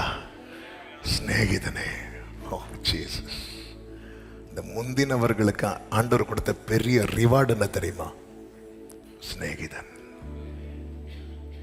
ஆமே. நீ ரிவார்டா பாக்குறியா, கூலியா பாக்குறியா? ஆமே. அவனுக்கு அதை கொடுத்தீங்க, இவனுக்கு அதை கொடுத்தீங்க. உனக்கு என்னுடைய ஃப்ரெண்ட்ஷிப்பை நான் உனக்கு கொடுத்திருக்கிறேன். சிநேகிதனே. ஓ, அங்க முடிஞ்சது. பேதுரு, யோவான், யாக்கோபு எல்லாம் இடி விழுந்த மாதிரி ஆயிட்டு. சிநேகிதனே,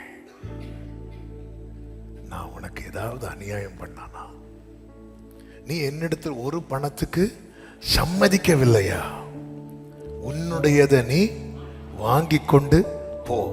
உனக்கு கொடுத்தது போல பிந்தினவனாகிய இவனுக்கும் கொடுப்பது என்னுடைய இஷ்டம். இதான் என்னுடைய இஷ்டம். ஒருத்தங்களுக்கு நான் செய்யறத நீ கொஸ்டின் பண்றது உனக்கு என்ன கிடையாது, ரைட்ஸ் கிடையாது. ஆண்டவரே, அப்ப நான் பகல்ல வெயில் கஷ்டத்தை பட்ட எனக்கு நீ என் ஃப்ரெண்டுடா, நீ என் சிநேகிதன், உனக்கு இந்த ரிவார்டு போதாதா? இவ்விதமாக முந்தினோர் பிந்தினோர் ஆயும். அதன் அர்த்தம் என்ன? இன்னொருத்தங்களுக்கு செய்யறது பிடிக்காதவங்க முன்னாடி இருந்துட்டு நேரம் எங்க போயிருவாங்க தெரியுமா? பின்னாடி போயிருவாங்க. இப்ப நம்ம எல்லாம் கண்டுக்கிறதே இல்ல. இப்ப நம்ம எல்லாம் இல்லைன்னாலும் அவங்களுக்கு பிரச்சனை இல்ல. முந்தினோர்லாம் பிந்தினோர் ஆயிடுவாங்க. முந்தினோர் பிந்தினோர் ஆனாலே ஆட்டோமேட்டிக்கா பிந்தினோர் முந்தினோர் பிந்தினோர் முந்தினோராக எந்த முயற்சியும் எடுக்கவில்லை. முந்தினோர் பிந்தினோர் ஆனதும் ஆட்டோமேட்டிக்கா. ஆமே. பஸ்ல எல்லாம் சீட் இல்லாம நின்றுட்டு இருப்பாங்க பாருங்க. அவங்க சீட்டு கிடைக்கும் எப்போ தெரியுமா? சீட்ல இருக்கிறவங்க இறங்கி போவாங்க. கொஞ்சம் வெயிட் பண்ணீங்கன்னா எல்லாருக்கும் சீட் உண்டு. அதில் தேவராஜ்யத்தில் எல்லாருக்கும் சீட் உண்டு. அவரே சொல்லிட்டாரு, அறுப்பு மிகுதி, வேலையாட்களோ கொஞ்சம். ஆமென். பவுல் தான் சொல்றார். பவுல் யாரு அப்படின்னு கேட்கிறார். அப்பல்லோ யாரு? இன்னைக்கு இந்த ஒரு விளைச்சலுக்கு காரணம் என்ன தெரியுமா? பவுல் நட்டு, அப்பல்லோ நீர் பாய்ச்சுதான், விளைய செய்கிறது கர்த்தர். நாங்கெல்லாம் உடன் வேலையாட்கள்.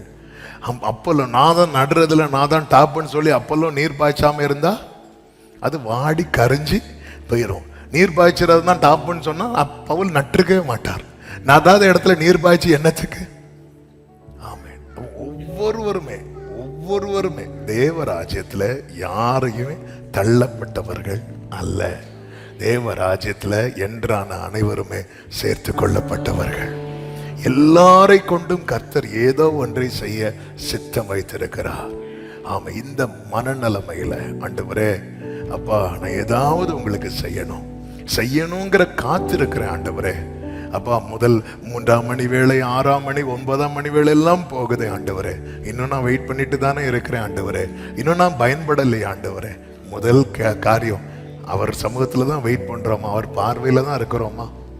ஆமே. உண்மையா காத்திருக்கிறவங்க அவருடைய சமூகத்தை விட்டு விலக மாட்டாங்க. அந்த வேர்டை பார்த்தீங்கன்னா, பகல் முழுவதும் நீங்க அவங்க காலையிலேருந்தே வெயிட் பண்ணிட்டு இருக்கிறான், திடீர்னு வரல.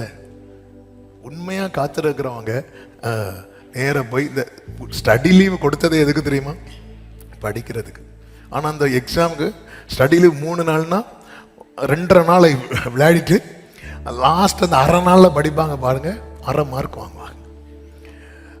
நான் காத்திருக்கிறேன்னு சொல்லிட்டு ஏன் இஷ்டப்படி இருந்துட்டு அவர் கேட்பார் பகல் முழுவதும். அப்ப அவர் நோட் பண்ணி இருக்கிறார். 6ஆம் மணி வேளை, 9ஆம் மணி வேளையில எல்லாம் மக்களை பார்க்கும்போது இந்த டீம் அவர் நோட் பண்ணி இருக்கிறார். பகல் முழுவதும் இங்க சும்மா நிக்கிறது என்ன? பகல் முழுவதும் ஒண்ணு இல்ல, நாங்க இப்பதான் வந்தோம் இல்ல, பகல் முழுசாவே நிக்கிறான். என்ன யூஸ் பண்ணுவார், என்ன யூஸ் பண்ண தோட்டத்துக்கு என்னையும் கூட்டிட்டு போவார், என்ன தாண்டி இன்னொருத்தனை எடுத்துட்டு போறார். 3ஆம் மணி வேளையில என்ன கிராஸ் பண்ணி போறார்.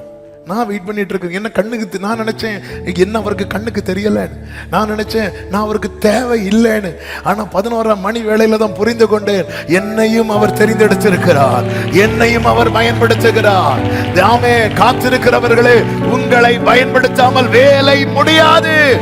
சத்தமாமேன் சொல்லுவோமா? கண்களை மூடி சேற்றி நின்று என்னை தூக்கிய, முடிந்தால் முழங்கால் படிட்டு, மாற்றி உள்ளம் போதி தாக்கினாரே, சேற்றில் நின்று என்னை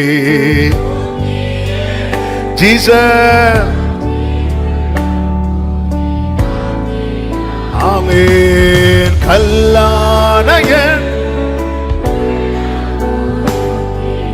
கல்வாரியே கண்டு இந்த அர்ப்பணிப்போடு 2 கைகளை உயர்த்தி உம்மை பின் சென்று ஊழியம் செய்து உம் பாதம் சேர்ந்திட வாஞ்சிக்கிறே. Glory Jesus. வாஞ்சையோடு கிருபையை கேட்கலாமா? தாரும் தேவா ஏழைக்கு மாறாத உம் கிருபை கண்பாரும் என்றும் நானும் அடிமை. தாரும் தேவா ஏசப்பா ஏசப்பா உமக்கு எதையாவது செய்ய எனக்கு கிருபை தாங்க ஆண்டவரே. மறுபடியும் சொல்லுங்க, உம்மை பின் சென்று ஊழியம் செய்து உம்மை பின் சென்று கிருபை தாங்கப்பா கிருபை தாங்கப்பா. Yes Lord, yes Lord, yes Father. உம்மை பின் சென்று பாதம் சேர்ந்திட ரெண்டு கைகளை விரித்து உயர்த்தி தாரும் தேவா ஏழைக்கு மாறாத உம் கிருபை கண்பாரும் என்றும் நான் உம் அடிமை. Amen. Jesus Jesus Jesus Jesus Jesus.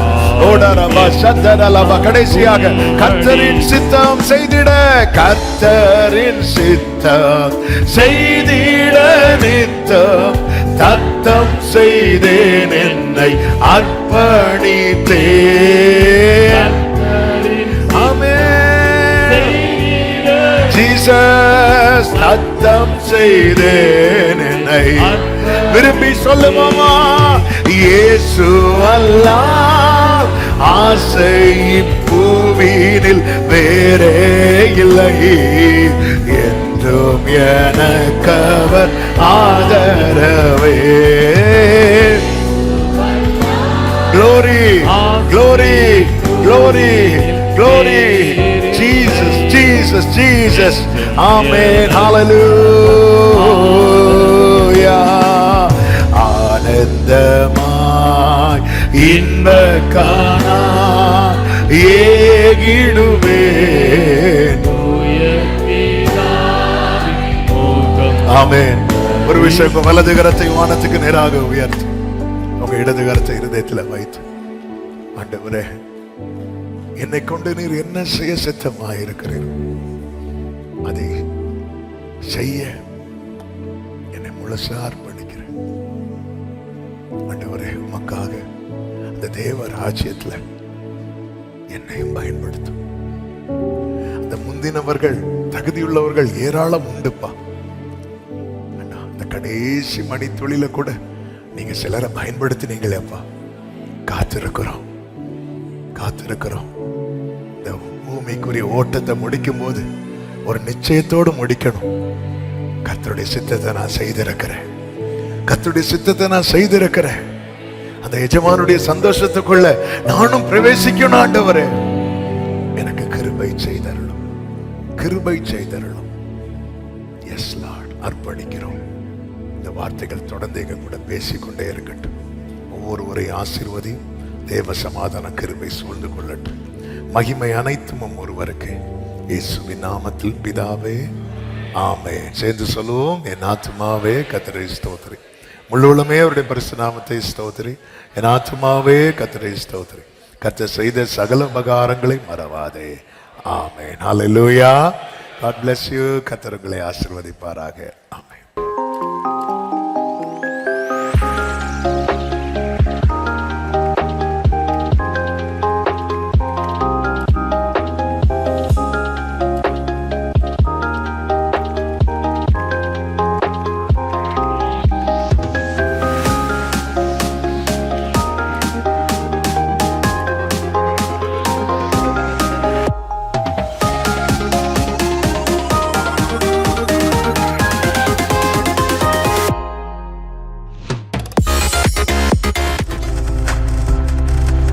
நீங்கள் பார்த்துக் கொண்டிருப்பது உங்கள் ஜாய் டிவி. உங்கள் துக்கம் சந்தோஷமாய் மாறும்.